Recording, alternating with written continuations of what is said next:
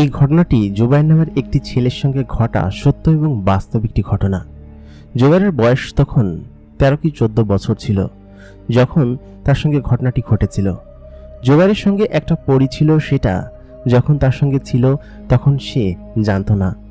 জুবায়েরের জীবন কিভাবে পরিবর্তন হয়ে গিয়েছিল সেটা জানতে হলে ভিডিওটা শেষ পর্যন্ত অবশ্যই থাকুন। সময়টা ছিল বর্ষাকাল। জুবায়েরদের ঘর থেকে ছাদ ফুটো হয়ে পানি পড়ছিল। একটা পাতিল দিয়ে সেই পানি আটকানোর চেষ্টা করছিল। শহরের একদম শেষ মাথার একটা টিন শেড বাড়িতে জুবায়েররা থাকেন। বাড়িটা তাদের ভাড়া বাড়ি। জুবায়েরের বাবা মারা গিয়েছেন, 4-5 মাস সময় হয়েছে। ছোট্ট জুবায়ের তার সংসার নিজেই এখন চালাতে হিমশিম খাচ্ছেন। জুবায়েরের পড়াশোনা বন্ধ হয়ে গিয়েছে। তার বড় বোন, সেও এখন টিউশনি দিতে যেতে পারছে না। সে যেখানে প্রাইভেট পড়তো সেটাও বন্ধ হয়ে গিয়েছে, কারণ তার বাবা মারা যাওয়ার পর থেকে 3-4 মাস টিউশনের ফিটা দেওয়া হয় না, আর সংসারই ঠিকঠাক মতো চলে না তার পড়াশোনা। জুবায়ের এবং জুবায়েরের বড় বোন হুমায়রা দুজনেই বসে ছাদ থেকে পানি ঠেকাচ্ছে। কোন দিক দিয়ে পানি পড়ছে সেটা বন্ধ করছে। জুবায়েরের মা প্রায় সময় অসুস্থ থাকে, যার কারণে সেও যে কাজকাম করে খাওয়াবে সেরকম সক্ষমতাও নেই। জুবায়েরের আব্বা একটা ফ্যাক্টরিতে কাজ করত। মোটামুটি বেশ ভালো মানুষ ছিলেন। আশেপাশের সকলেই তাদেরকে বেশ সম্মান করত যখন তার বাবা বেঁচে ছিল। কিন্তু জুবায়েরের বাবা মারা যাওয়ার পর থেকেই তার উপরে নেমে আসে যেন এক দুর্বিষহ, এক অন্যরকম পরিবেশ। জুবায়ের সারাদিনই কাজের সন্ধানে এদিকে ওদিকে ঘোরে, কিন্তু সে স্কুলে যেতে পারে না। স্কুলে যাবেই বা কিভাবে? তার উপর এখন পুরো সংসারের দায়িত্ব রয়েছে। সে তার বোনকে বলল যে, তুই একটু পানি ঠেকানোর চেষ্টা কর। আজকে তো সকাল হয়েছে, আমি একটু বাইরে গিয়ে দেখি কোনো জায়গায় কাজের সন্ধান পাই কিনা। যদি কাজের সন্ধান পাই তাহলে অন্তত পক্ষে আজকের খাওয়াটা জুটে যাবে। জুবায়ের ঘর থেকে বেরিয়ে পড়লো ছাতাটা নিয়ে। ছাতাটাও বেশ জোড়াতালি দেওয়া এবং ছিঁড়ে ছুটে গিয়েছে। জুবায়ের একজন মাদ্রাসার ছাত্র ছিল। সে মাদ্রাসায় পড়াশোনা করত। তার মোটামুটি কায়দায় 7-8 পারা মুখস্থ হয়েছে। তার আব্বা শখ করে তাকে প্রাইমারি স্কুল থেকে ছাড়িয়ে মাদ্রাসায় ভর্তি করিয়ে দিয়েছিল। তার বাবা বেশ সৎ এবং ভালো মানুষ ছিলেন। জুবায়ের অনেকটা পথ হাঁটলো, প্রায় অনেকটা সময় ধরে, কিন্তু আশেপাশে সে কোনো কাজ খুঁজে পেল না। সারাদিন সে এদিক ওদিকে কাজ করতে লাগলো। তখন বৃষ্টি থেমে গিয়েছে। আকাশে ঝলমলে রোদ উঠেছে। বৃষ্টি হলেই জুবায়েরদের বাড়িতে পানি ঢুকে, এই কারণে সে বেশ চিন্তিত থাকে। কিন্তু আজকে বৃষ্টি হবে না, আর বেশ ক্ষুধার্ত সে। ওইখানে একটা বট গাছ আছে বাজারের পাশেই। সে বট গাছটার পাশে গোল করে একটা পাথরের কংক্রিটে মোড়ানো আছে এবং সেখানে শোয়া যায়। জুবায়ের শরীর বেশ ক্লান্ত ছিল। সে দুপুরবেলা সেখানে শুয়ে পড়ল। রোদের আলো তার মুখে এসে পড়ছে।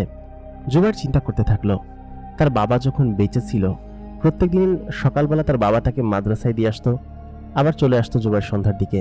মাদ্রাসাটা তাদের বাসা থেকে দূরে ছিল না, যার কারণে তার আব্বা তাকে নিয়ে আসতো এবং সে চলেও আসতো। তার বোন কত খুশি ছিল। তার বোন এবার কলেজে উঠেছে। কলেজে ভর্তিও হতে চেয়েছিল, কিন্তু টাকার কারণে ভর্তি হতে পারেনি। আর জুবায়েরদের আশেপাশে যারা ছিল তারা সকলকে জুবায়েরকে বেশ ভালোবাসতো। তার বাবা বেঁচে থাকতে কোনো সময় খাবার কষ্ট হয়নি, কিন্তু এই প্রথম 2 বেলা 1 বেলা তাদেরকে না খেয়ে থাকতে হয়।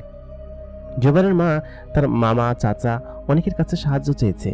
তারা কিছুদিন হেল্প করেছে, কিন্তু সারা জীবন তার কেউ হেল্প করে না। জুবায়ের অনেকদিন থেকেই ভাবছে সে পড়াশোনা বাদ দিয়ে এখন কাজকামি করবে, যার কারণে এই কয়েকদিন ধরেই সে কাজ খুঁজে বেড়াচ্ছে। কারণ পরিবারের এই হালাত সে আর দেখতে পাচ্ছে না। তার জীবনটা যে হঠাৎ করে এরকমভাবে পরিবর্তন হয়ে যাবে সেটা সে কখনোই কল্পনা করেনি। এগুলো করতে করতে সে যে কখন ঘুমিয়ে পড়ল সে নিজেও বলতে পারবে না। ঘুম ভাঙলো সন্ধ্যার পরপর সময়। কেউ একজন তাকে ডেকে তুলল, বলল কি যে, এই ছোকরা, তুমি এখানে কেন ঘুমাচ্ছ? এখানে এভাবে ঘুমিয়ে আছো, ওঠো। তুমি কে? তোমার বাড়ি কোথায়? জুবায়ের তখন বলল যে, আমার বাড়ি অমক শহরের অমক জায়গায়। মুরব্বী লোকটি তাকে জিজ্ঞেস করলো, তো তুমি এখানে কেন বসে আছো? আর বাড়িতে যাও, রাত তো অনেক হয়েছে। এখানে এরকমভাবে কেউ ঘুমায়? জুবায়ের বেশ টায়ার্ড ছিল এবং ক্ষুধার্ত ছিল, দেখেই বোঝা যাচ্ছিল। মুরব্বী লোকটা বলল কি যে, দেখে মনে হচ্ছে তুমি ক্ষুধার্ত, এই নাও, এই খাবারগুলো খেয়ে নাও। জুবায়ের খাবারগুলো হাত বাড়িয়ে নিল। তার জীবনে কোনোদিন সে এরকম কোনো কিছু করেনি যে কারো কাছ থেকে সে খাবার এরকমভাবে নিবে। সে খাবারগুলো নিয়ে খেতে শুরু করলো। অর্ধেকটা খেলো আর বাকি অর্ধেকটা নিয়ে সে বাড়িতে চলে আসলো।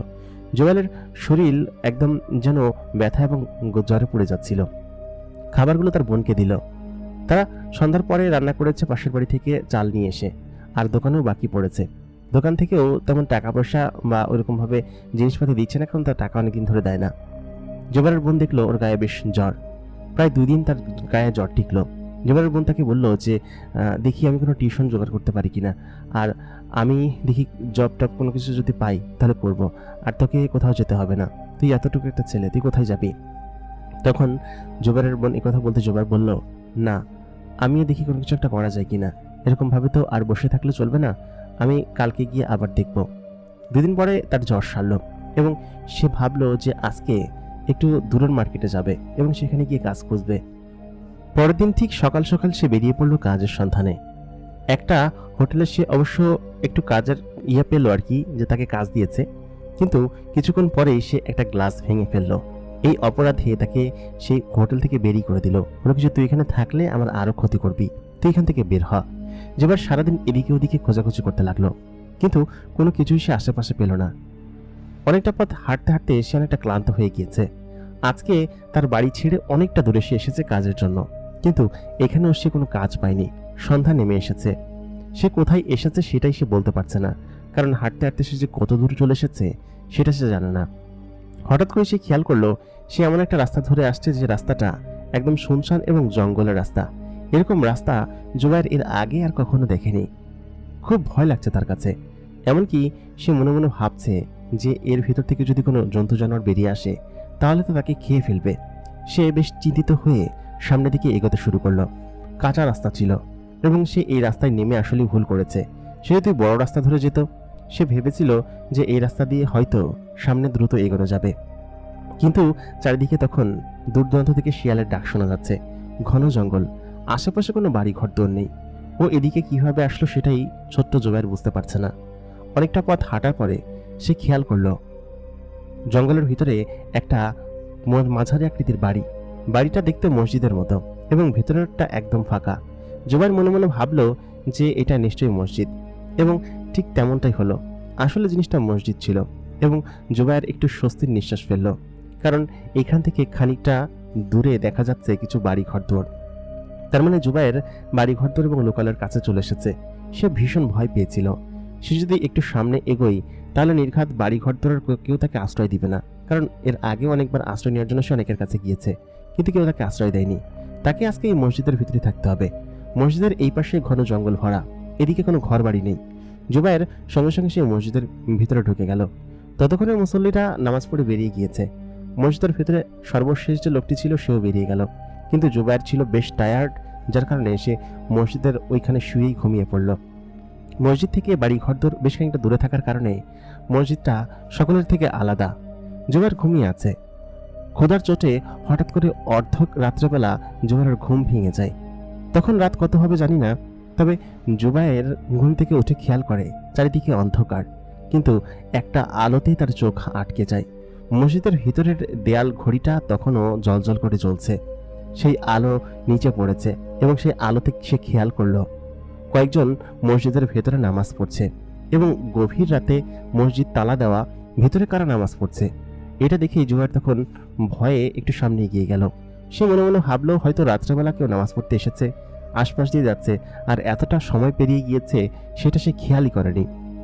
জুবায়ের তখন সামনে এগিয়ে গিয়ে তাদের নামাজ পড়া দেখতে লাগলো। আচমকা নামাজ পড়ার শেষে তারা যখন পেছন দিকে ফিরল, জুবায়ের তাদের চোখ দেখে ভয় পেয়ে গেল এবং ভয় পেয়ে একটা চিৎকার দিয়ে পেছনে সরে গেল। জুবায়ের খেয়াল করলো একজন মহিলা তার দিকে এগিয়ে আসছে।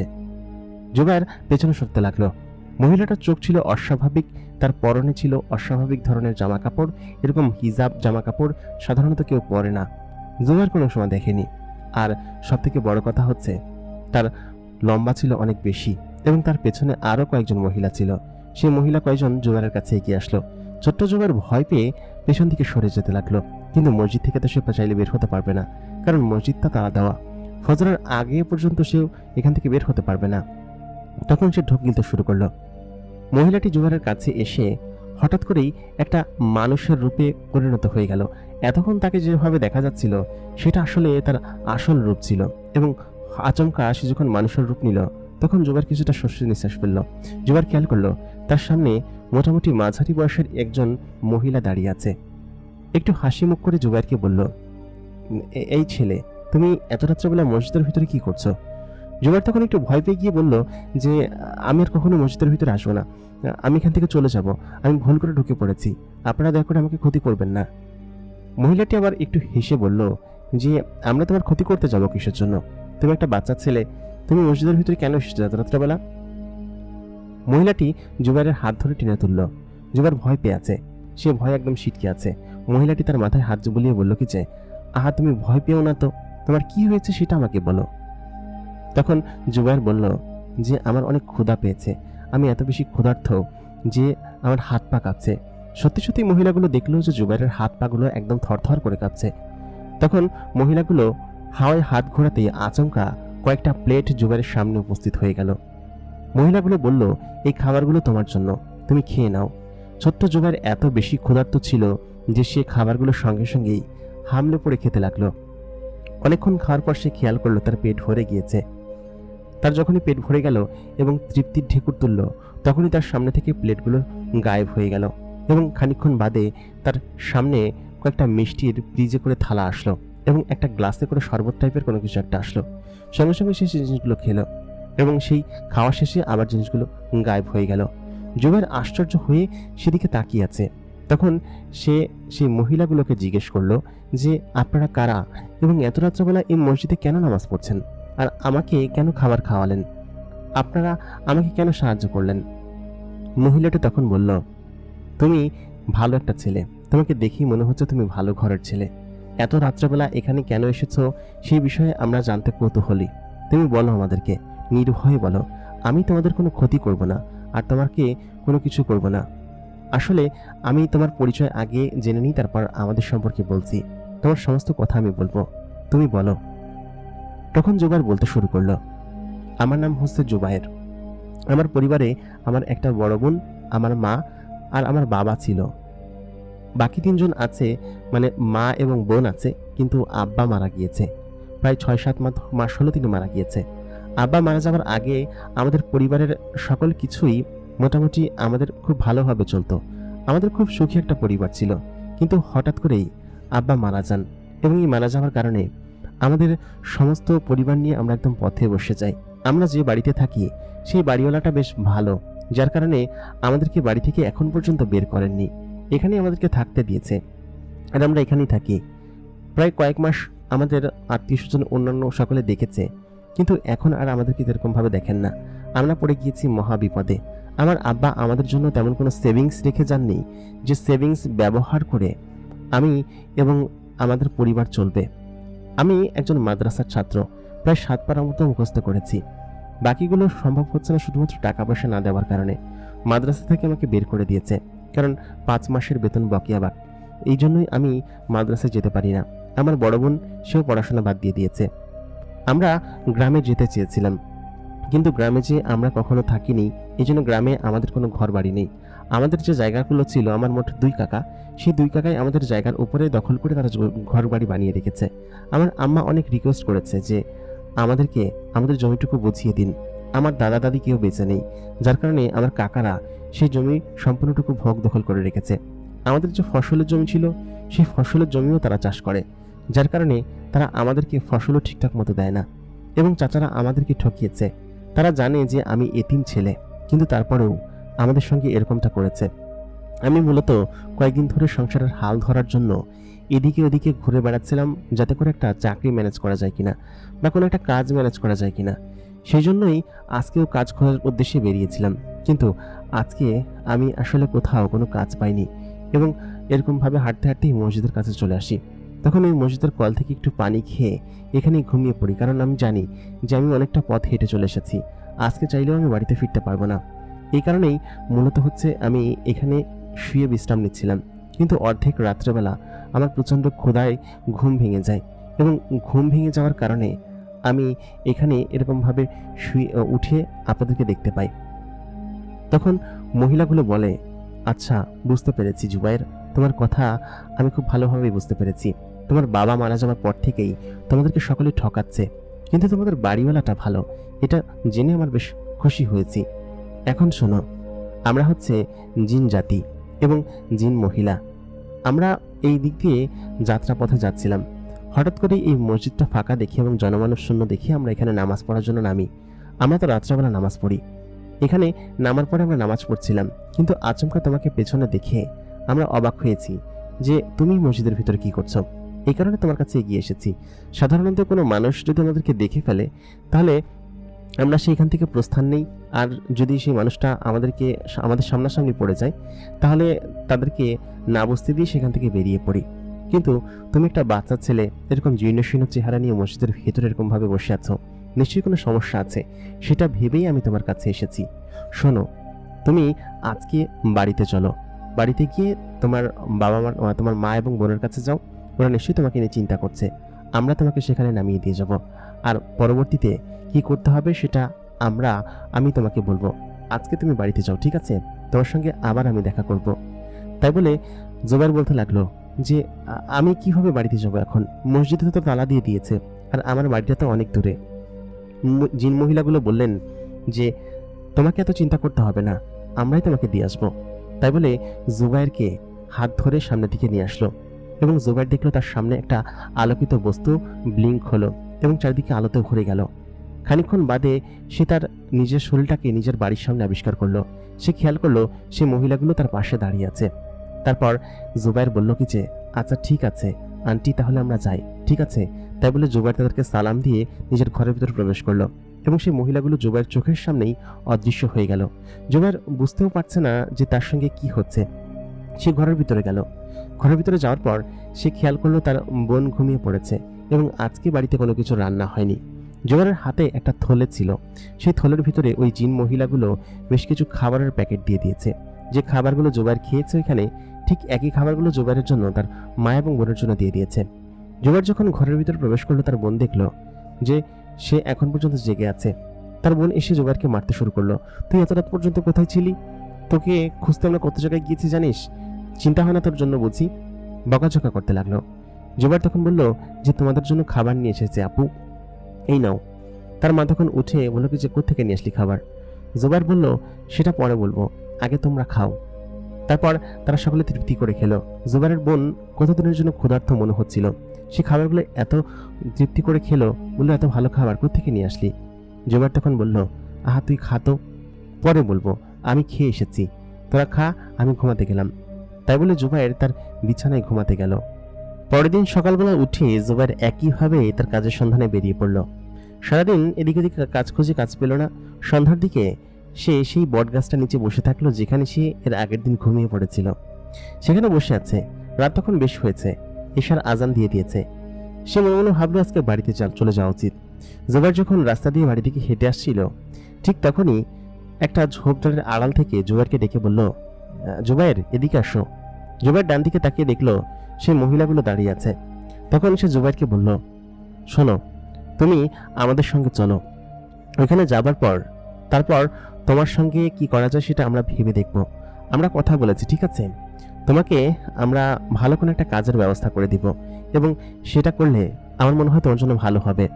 তোমার সঙ্গে যেহেতু আমাদেরকে দেখা হয়ে গিয়েছে, আর আমরা সাধারণত মানুষের দুনিয়ায় আসি না, কিন্তু তোমার কাছে যেহেতু এসেছি সেহেতু তোমাকে আমাদের হেল্প করা দরকার, তুমি চলো আমাদের সঙ্গে। জুবাইর তখন সেই মহিলাটির হাত ধরলেন। মহিলাটি তাকে আবার সে আলোকিত বস্তুর ভিতর দিয়ে অন্য কোনো একটা জগতে নিয়ে আসলেন। সেই জগৎটা জুবাইরের জগৎ থেকে একদম ভিন্ন। তারা যে বাড়ির ভিতরে ঢুকেছে সেই বাড়িটার চারিদিকে শুধুমাত্র আলো আর আলো। প্রত্যেকটা দেয়াল যেন সাদা রং দিয়ে একদম ভর্তি করা। বাইরের পরিবেশ ঠিকঠাক মতো দেখা যাচ্ছে না। জুবাইর যখন সেখানে গেল, সেখানে যাওয়ার পর সে দেখলো সেখানে বড় সাদা জামা পরা একজন মহিলা দাঁড়িয়ে আছে, তার পাশে একজন পুরুষ। সেই পুরুষটাকে দেখতে বেশ লম্বা চড়া, দানবের মতো শরীর। তিনি তখন কোন একটা ভাষায় সেই মহিলাটিকে কিছু একটা বললেন। মহিলাটি তখন আমার দিকে ইঙ্গিত করে, জুবাইরের দিকে ইঙ্গিত করে কিছু একটা বলল।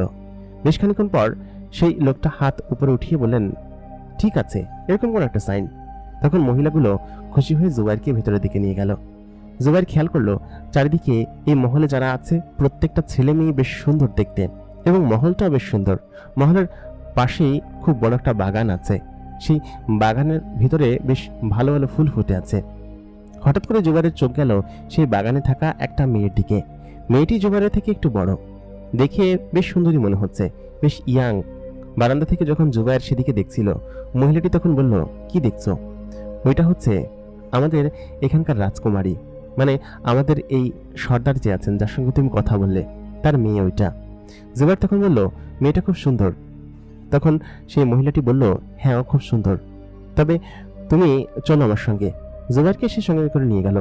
বেশ খানিকটা ভেতরে নিয়ে যাওয়ার পর জুবাইর দেখল সেখানে খুব বড় একটা রুম রয়েছে। সেই রুমের ভিতরে জুবাইরকে থাকতে দেওয়া হলো। বললো, তুমি এখানে থাকো, তোমার ব্যাপারেও কথা বলেছি এবং সহায়তা যা করার উনি করবেন। 2 দিন পরে তুমি এখান থেকে সমস্ত সহায়তা নিয়ে তারপর যাবে, ঠিক আছে? তারপর জুবাইর তার নিজের কক্ষে, মানে যেখানে তাকে থাকতে দেওয়া হয়েছে সেখানে সে বসে রইল। বেশ খানিক্ষণ পর সেই মেয়েটি যখন তার রুমের পাশ দিয়ে যাচ্ছিল তখনই জুবাইরের দিকে সে তাকিয়ে অবাক হলো, কারণ এরকম মানুষ সে এর আগে কখনো দেখেনি। সে তো জিনের দুনিয়া থেকে কখনো বেরিয়ে হয়নি। তখন সেই মেয়েটি জুবাইরের কাছে এগিয়ে আসলো। এগিয়ে এসে বলল, এই তুমি এরকম কিসের জন্য? তোমাকে দেখে তো কোনো জিন মনে হচ্ছে না, তুমি কে? তখনই জুবাইর বলে উঠল, আমার নাম জুবাইর, আমি একজন মানুষ। আমি আজকেই মানুষের দুনিয়া থেকে এখানে এসেছি। এক মহিলা আমাকে এখানে নিয়ে এসেছে, এক আন্টি। মেয়েটি তখন অবাক হয়ে বলল, মানুষ তুমি? আমি এর আগে মানুষের ব্যাপারে অনেক কিছু শুনেছি, কিন্তু এরকম ভাবে মানুষ যেরকম হয় সেটা আমি কখনো দেখিনি। সত্যি তুমি একজন মানুষ? তোমাকে দেখে আমার সত্যি কেমন যেন লাগছে, দেখি তোমাকে কি আমি একটু ছুঁয়ে দেখতে পারি? মেয়েটি খুব অবাক হয়ে জুবাইরের দিকে দেখছে। জুবাইরও খুব অবাক হয়েছে, কারণ মেয়েটির কান উপরের দিকে বেশ খানিকটা লম্বা, চোখটা একদম টেরাকাটা, নাকটা বেশ সুন্দর করে গঠন, ঠোঁটটা এত মোলায়েম এবং এত চমৎকার, ঠোঁটের উপর কোনো লিপস্টিক কোনো কিছু নেই, তাও তাকে এত চমৎকার লাগছে, একদম গোলাপি ঠোঁট।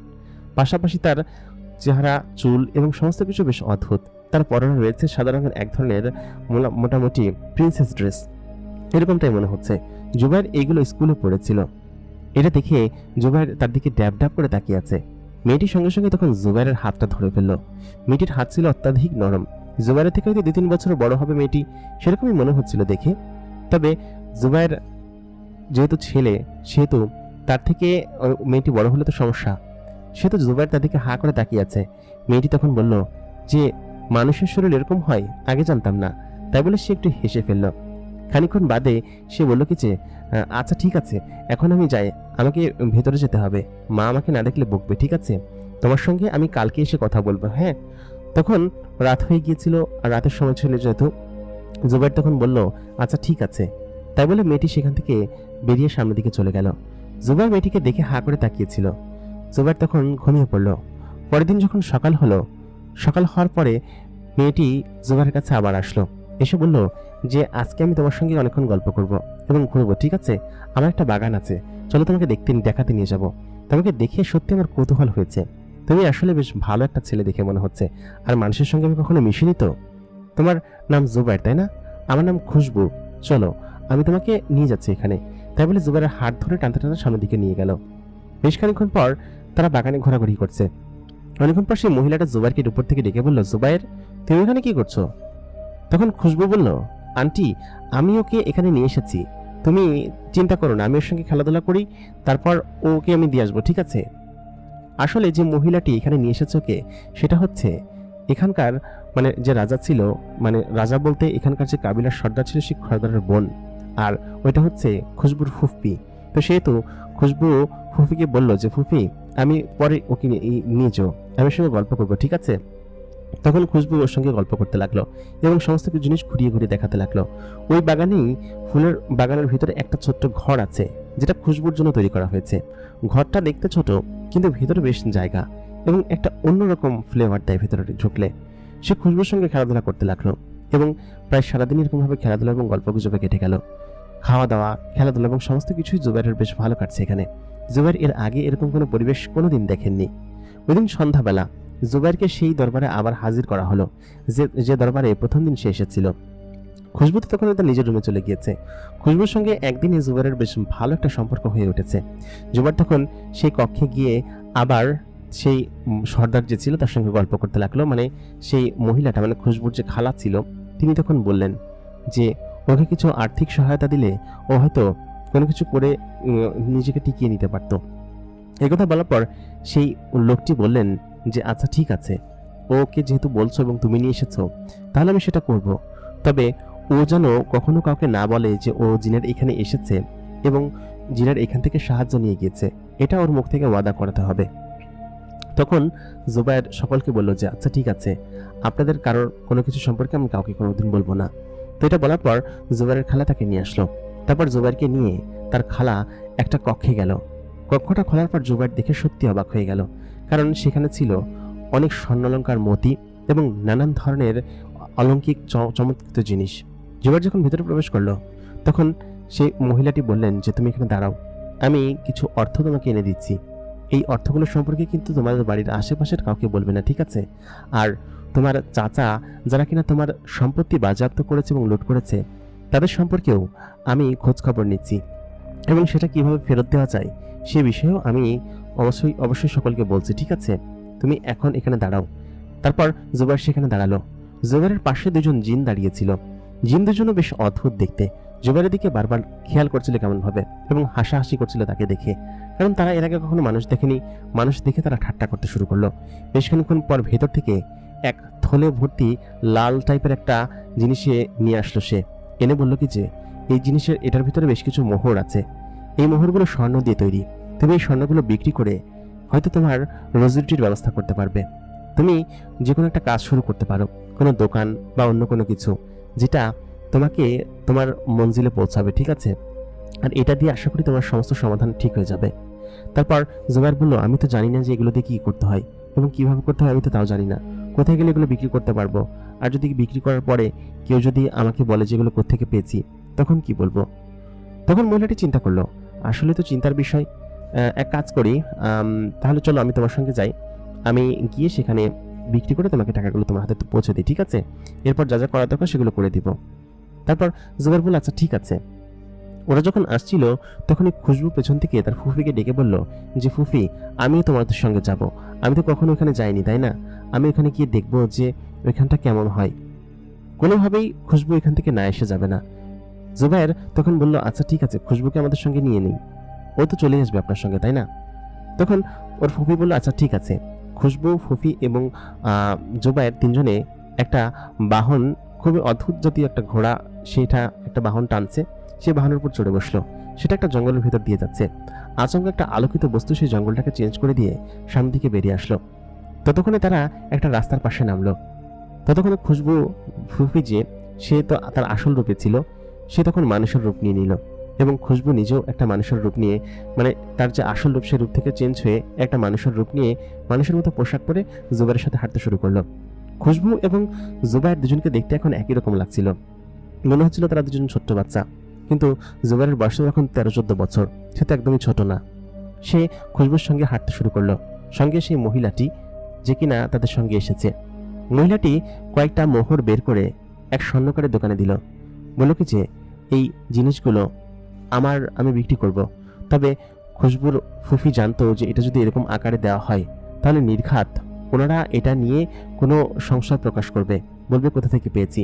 এই জন্য খুশবুর যে ফুফি আছে সে আগে থেকেই এটাকে অলংকারে পরিণত করে নিয়ে এসেছে, যেরকমটা মানুষের তৈরি করে আর কি।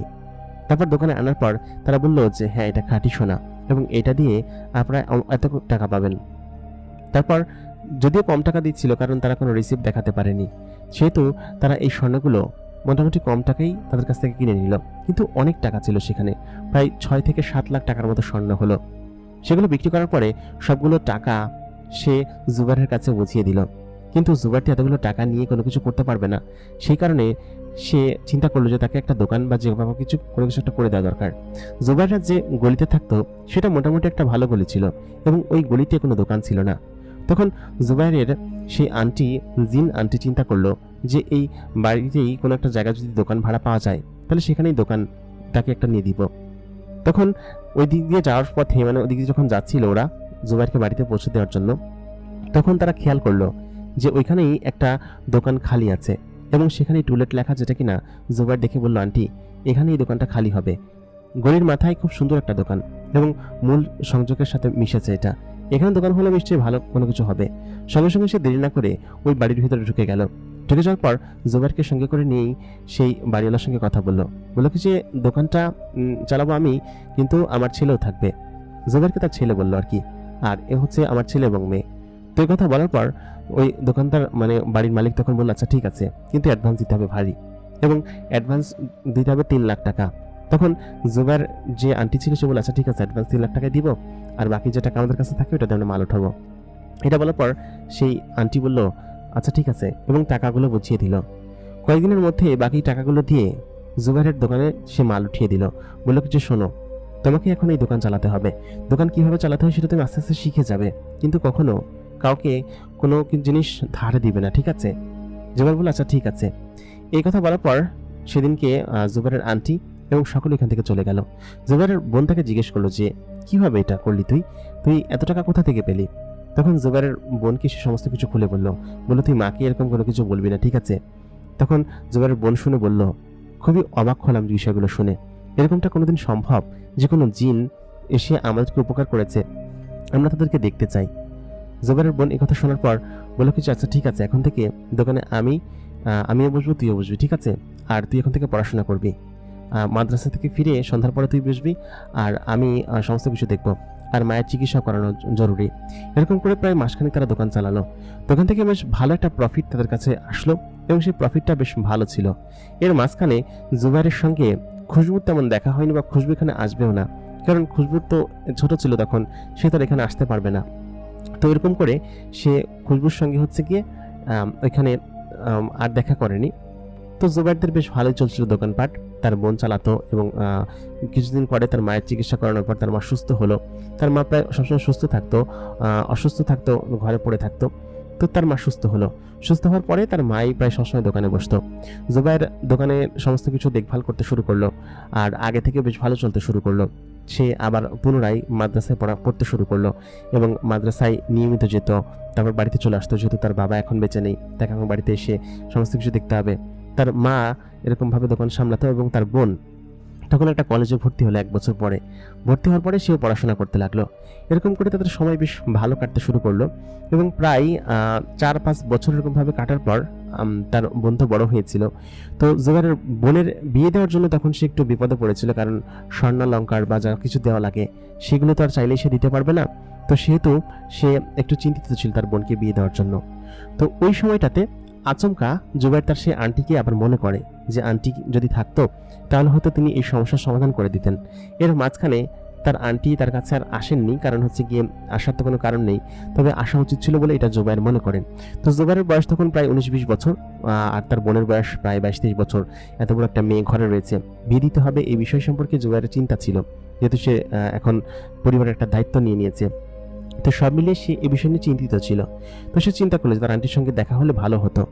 তো ওরকমই আচমকা এক রাত্রেবেলা সে যখন মাদ্রাসা থেকে ফিরছিল, তখন তার জিন আন্টির সঙ্গে রাস্তায় দেখা হয়। হঠাৎ করে সে জিনাটিকে দেখে চমকে যায়। তখন সে জিনাটিকে বলে যে আপনি এখানে? তখন জিনাটি বলে যে তুমি আমাকে ডেকেছিলে, সম্ভবত কোনো বিপদে আছো, সেটা আমি ভেবেই তোমার কাছে এসেছি। আমি মাঝে মধ্যেই তোমাকে দেখি যে তুমি কোনো বিপদে আছো কিনা, তোমার বোনের বিয়ে নিয়ে একটু বিপদে আছো, সে বিষয় সম্পর্কে আমি জানতে পেরেছি। তখন সে বলে কি যে হ্যাঁ, সেটা ঠিক, অবশ্য আপনি বলেছেন। একথা জুবাইর বলার পর তার আন্টি বলে কি যে আচ্ছা ঠিক আছে, তোমাকে আমি এই বিষয়ে সাহায্য করব, তুমি শুধুমাত্র টাকা পয়সা দিয়ে সমস্ত কিছু দিয়ে বিয়ের ব্যবস্থা করো, আর আমি দেখছি যে কোনো কিছু করা যায় কিনা, আর স্বর্ণালঙ্কার যার আগে সেগুলো সব আমাদের এখান থেকে দিব, ঠিক আছে? তুমি এই বিষয়ে কোনো কিছু নিয়ে চিন্তা করবে না। এই কথা বলার পর তার জিন আন্টি সেখান থেকে চলে গেল। ততদিনে জুবাইরের হাফেজ কমপ্লিট হয়ে গিয়েছে।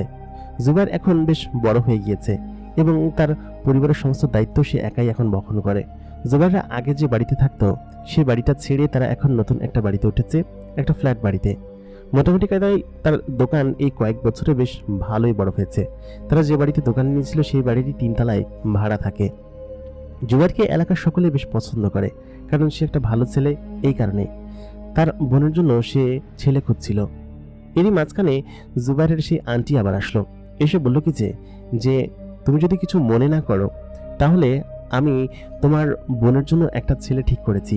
সেই ছেলেটা তোমার বোনকে দেখে পছন্দ করেছে। ছেলেটা আমার সঙ্গে সেদিনকে তোমাদের বাড়িতে এসেছিল, এবং এসে তোমার বোনকে দেখে সে পছন্দ করেছে। জুবাইর তখন বলল কোন ছেলে? তখন সেই আন্টি বলল কি যে আসলে ছেলেটা আর কেউ নয়, ছেলেটা হচ্ছে আমার বোনের ছেলে। আমার বোনের ছেলেটা খুব ভালো, এবং সে একটা জিন। যদি তোমার কোনো কিছু সমস্যা না হয় তাহলে তার সঙ্গে তুমি তোমার বোনের বিয়ে দিতে পারো, আশা করি তোমার বোন খারাপ থাকবে না। জুবাইর তখন বলল একটা জিনের সঙ্গে আসলে বিষয়টা কেমন হয়ে যায় না, তখন তার আন্টি বলল কি যে না, এটাতে কোনো সমস্যা হবে না, জিন বা মানুষ যাই হোক না কেন, সে তোমার বোনকে পছন্দ করেছে এবং ভালো রাখবে, তুমি দেখো চিন্তা করে, আমি তোমার উপর কোনো জোর জবরদস্তি করবো না। ও আমাকে বললো যে তোমার বোনকে সে পছন্দ করেছে, এই জন্যই মূলত হচ্ছে আমি এই কথাটা তোমার কাছে তুলেছি, এখন তুমি ভেবে দেখো। জুবাইর ওদিনকে রাত্রেবেলা বাড়িতে গিয়ে তার বোনকে বলল যে একটা জিন ছেলে আছে যে কিনা তোকে পছন্দ করে এবং সেটা আন্টির বোনের ছেলে, তুই কি তাকে বিয়ে করতে রাজি আছিস কিনা? তো তখন জুবাইরের বড় বোন বলল যে আসলে কি বলবো ভেবে পাচ্ছি না, তবে আন্টি যেহেতু বলেছে, আন্টির সঙ্গে এর আগেও জুবাইরের বড় বোন দেখা করেছে এবং সে তখন বললো আচ্ছা ঠিক আছে, ওদেরকে আসতে বল, তারপর দেখি ওরা কি বলে। জুবাইরের মা বললো আচ্ছা ঠিক আছে, ওরা যেহেতু এত উপকার আমাদেরকে করেছে সেহেতু ওদের কথা ফেলে দেওয়া যায় না। ওই দিন রাত্রেবেলা ওরা আসার কথা বললো আর কি। জুবাইরের বোন দেখতে বেশ সুন্দরী। সেদিনকে জুবাইরের আন্টির ওই ছেলে যখন এখানে আসছিল তখন ওইখান দেখে মনে হচ্ছে গিয়ে জুবাইরের বোনকে সে পছন্দ করে।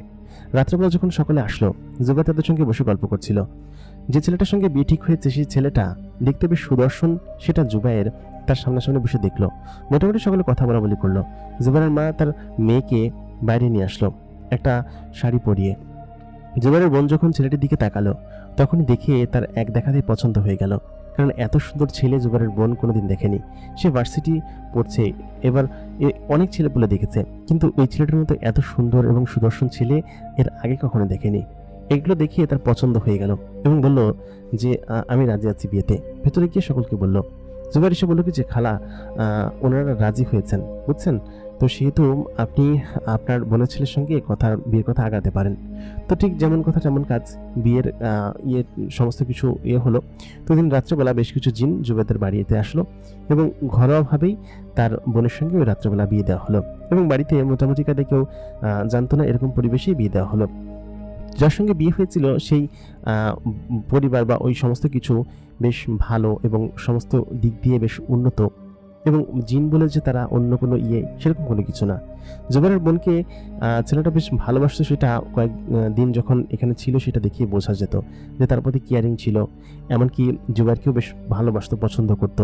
তো সপ্তাহখানিক কেটে যাওয়ার পর মূলত হচ্ছে গিয়ে জুবাইরের যে দুলাভাই ছিল সেই দুলাভাই বলেছিল যে এখানে তো বেশ কিছুদিন থাকলাম আমরা, তো ওকে নিয়ে এখন আমাদের ওইখানে যেতে হবে, আমার বাবা মা ওকে তো ওইখানে নিয়ে যেতে বলছে, আর আপনারা আমাদের সঙ্গে যাবেন।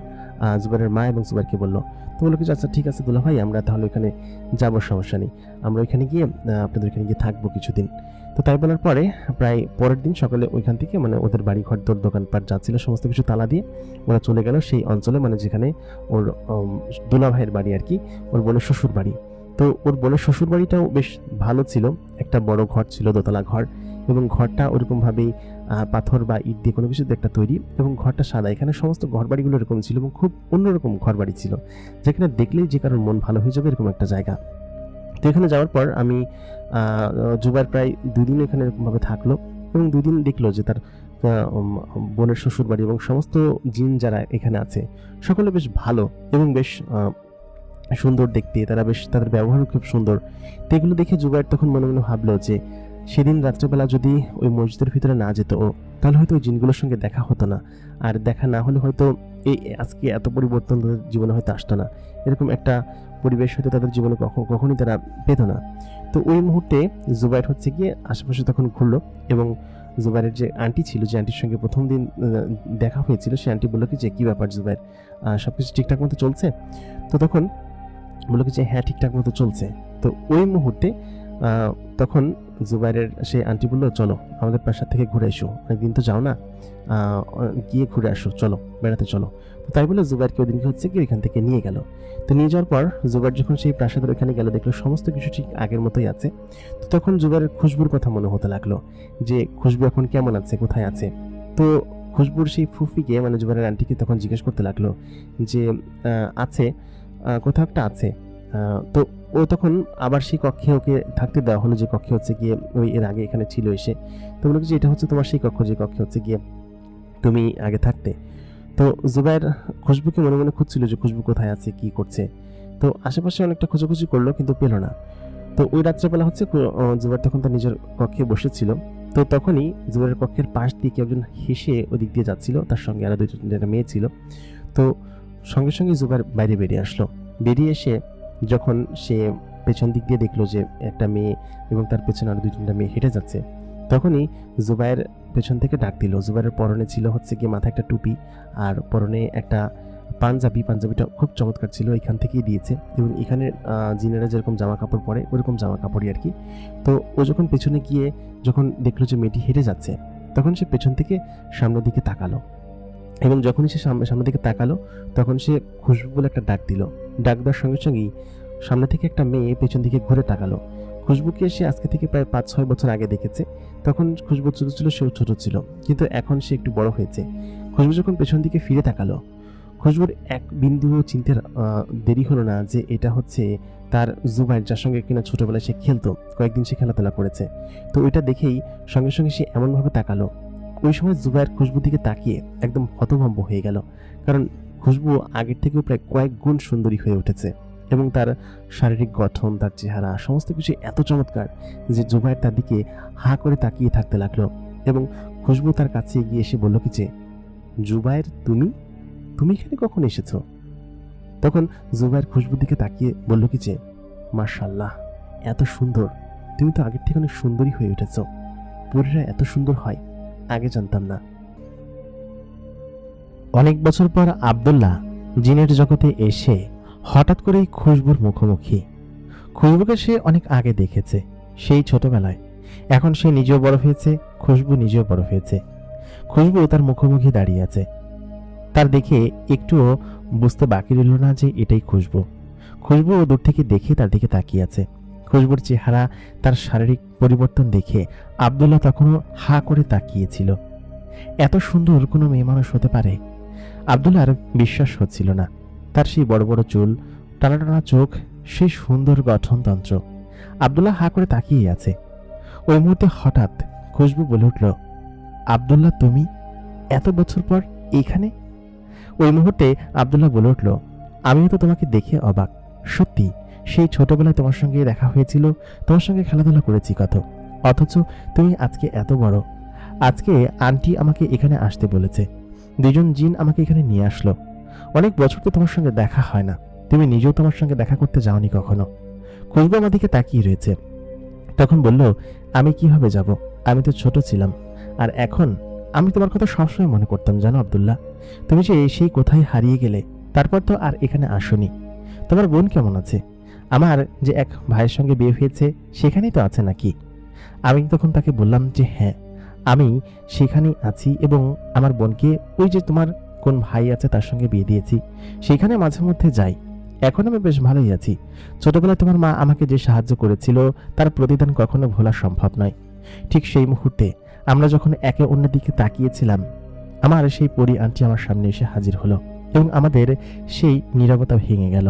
খুশবুর সঙ্গে দেখা হয়ে আমি নিজেই বেশ আনন্দিত ছিলাম। হঠাৎ করেই আমার সেই জিন আন্টিকে দেখতে পেয়ে আমি সতর্ক হয়ে গেলাম। খুশবু আমার সামনে দাঁড়িয়েছিল, খুব সুন্দর একটা গোলাপি জামা পরা, মাথায় খুব সুন্দর করে চুল বাঁধা রয়েছে, মাথার উপর একটা খুব সুন্দর ছোট মুকুট পরা। আন্টি আমাকে দেখে বলল, কি ব্যাপার, তোরা কি একে অন্যকে এখন চিনতে পেরেছিস? আমি তখন বললাম, হ্যাঁ আন্টি, চিনতে পারবো না কেন? খুশবুকে সেই ছোটবেলায় দেখেছি, ওর সঙ্গে কত খেলাধুলাও করেছি। খুশবু যে এত বড় হয়েছে আমি জানতামই না। খুশবু তখন বলে উঠল, তুমিও তো অনেক বড় হয়েছো আব্দুল্লাহ, তোমাকে সেই ছোটবেলায় দেখেছি, আর তুমি আমার সঙ্গে সবসময় শুধু দুষ্টামি করতে। সেই কোন দিনগুলোর কথা এখনো মনে পড়ে। আব্দুল্লাহ তখন বলল, আমার খুব মনে পড়ে, তোমাকে খুব মনে পড়তো আমার।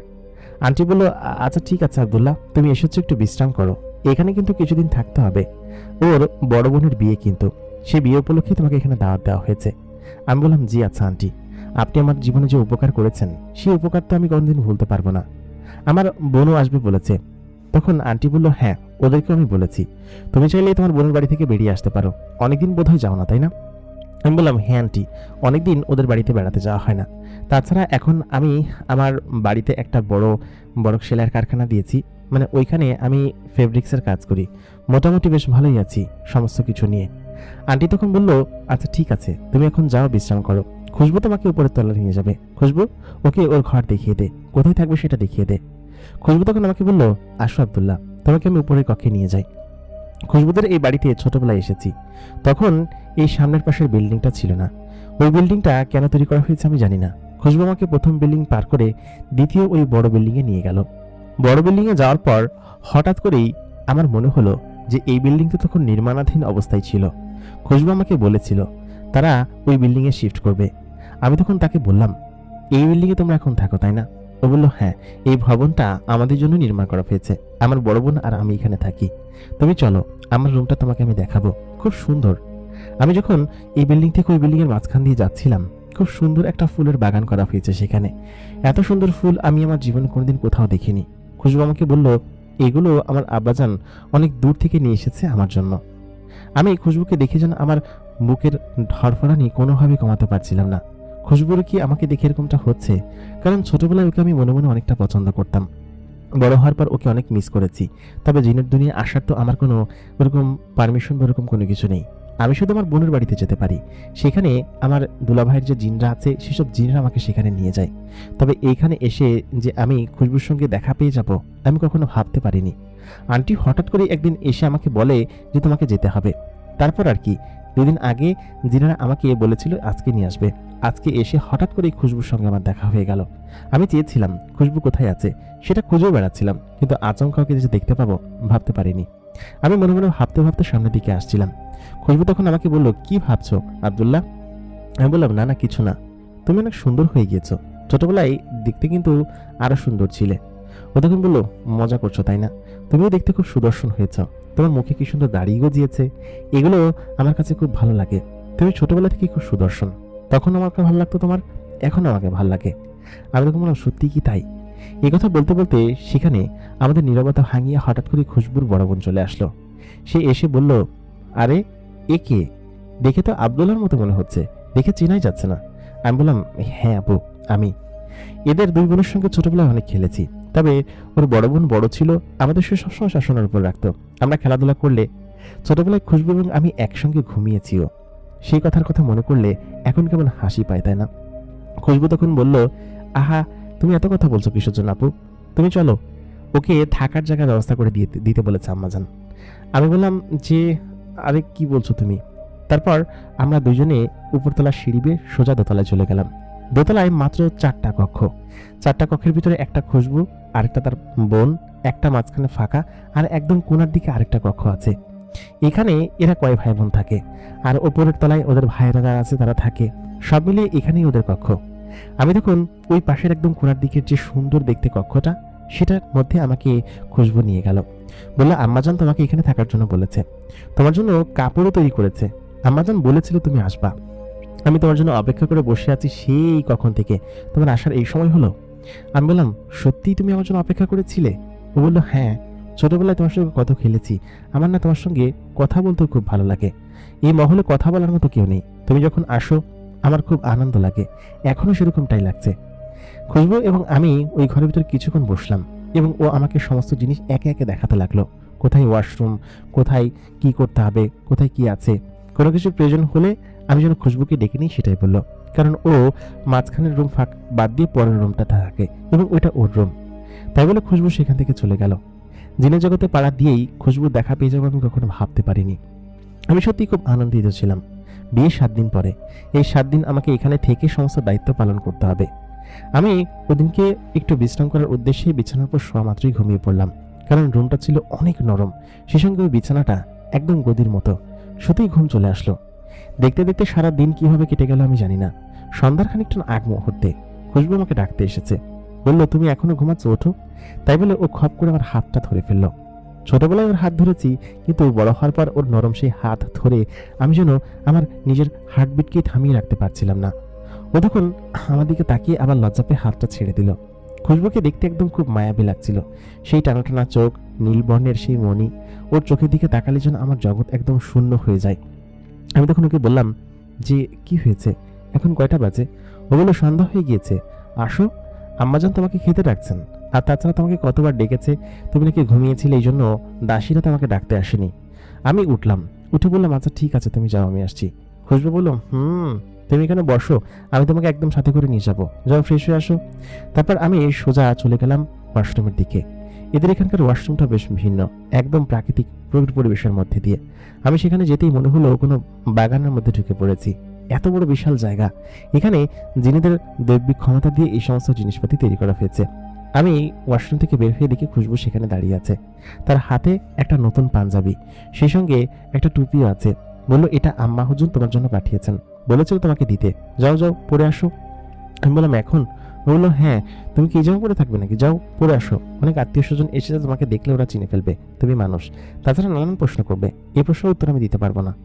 আমি তখন ওর হাত থেকে সেই পাঞ্জাবিটা নিলাম, পাঞ্জাবির সঙ্গে যা যা ছিল সমস্ত কিছু পেছন সাইড থেকে পরে আসলাম। ওইখান থেকে পরে যখন খুশবুর সামনে দাঁড়ালাম, আমাকে বললো, মাশাআল্লাহ আব্দুল্লাহ, তোমাকে দেখতে তো একদম পুরো রাজপুত্রের মতো লাগছে, সত্যি অনেক সুন্দর দেখতে তুমি। আমি বললাম, তুমি আমার সঙ্গে মজা করছো খুশবু? ও বললো, না, মজা করবো কিসের জন্য, সত্যি। ও আমার দিকে তাকিয়ে আছে। তারপর বেশ খানিক্ষণ পর ও আমাকে নিয়ে সোজা ঘর থেকে বেরিয়ে আসলো। কিছু কিছু জিন যারা কিনা এই মহলের থাকে এবং কিছু কিছু আত্মীয় যারা এসেছে অনেক দূর দূরান্ত থেকে, খুশবুর চাচাতো, মামাতো, খালাতো, ফুফাতো যত ভাই বোন আছে বা ছেলে জিন আছে যারা, সকলে আমার দিকে তাকিয়ে রয়েছে। খুশবু তখন বলল, আরে চিনতে পারছো না তোমরা ওকে? ও হচ্ছে আব্দুল্লাহ, আমাদের এখানে এসে একবার কয়েক মাস ছিল, মনে নেই তোমাদের? তখন সকলে দেখে আমাকে চিনতে পারলো, বললো, আব্দুল্লাহ এত বড় হয়ে গিয়েছে? ও ছোটবেলায় আমাদের সঙ্গে খেলতো আর আমাদের হাতে মার খেত।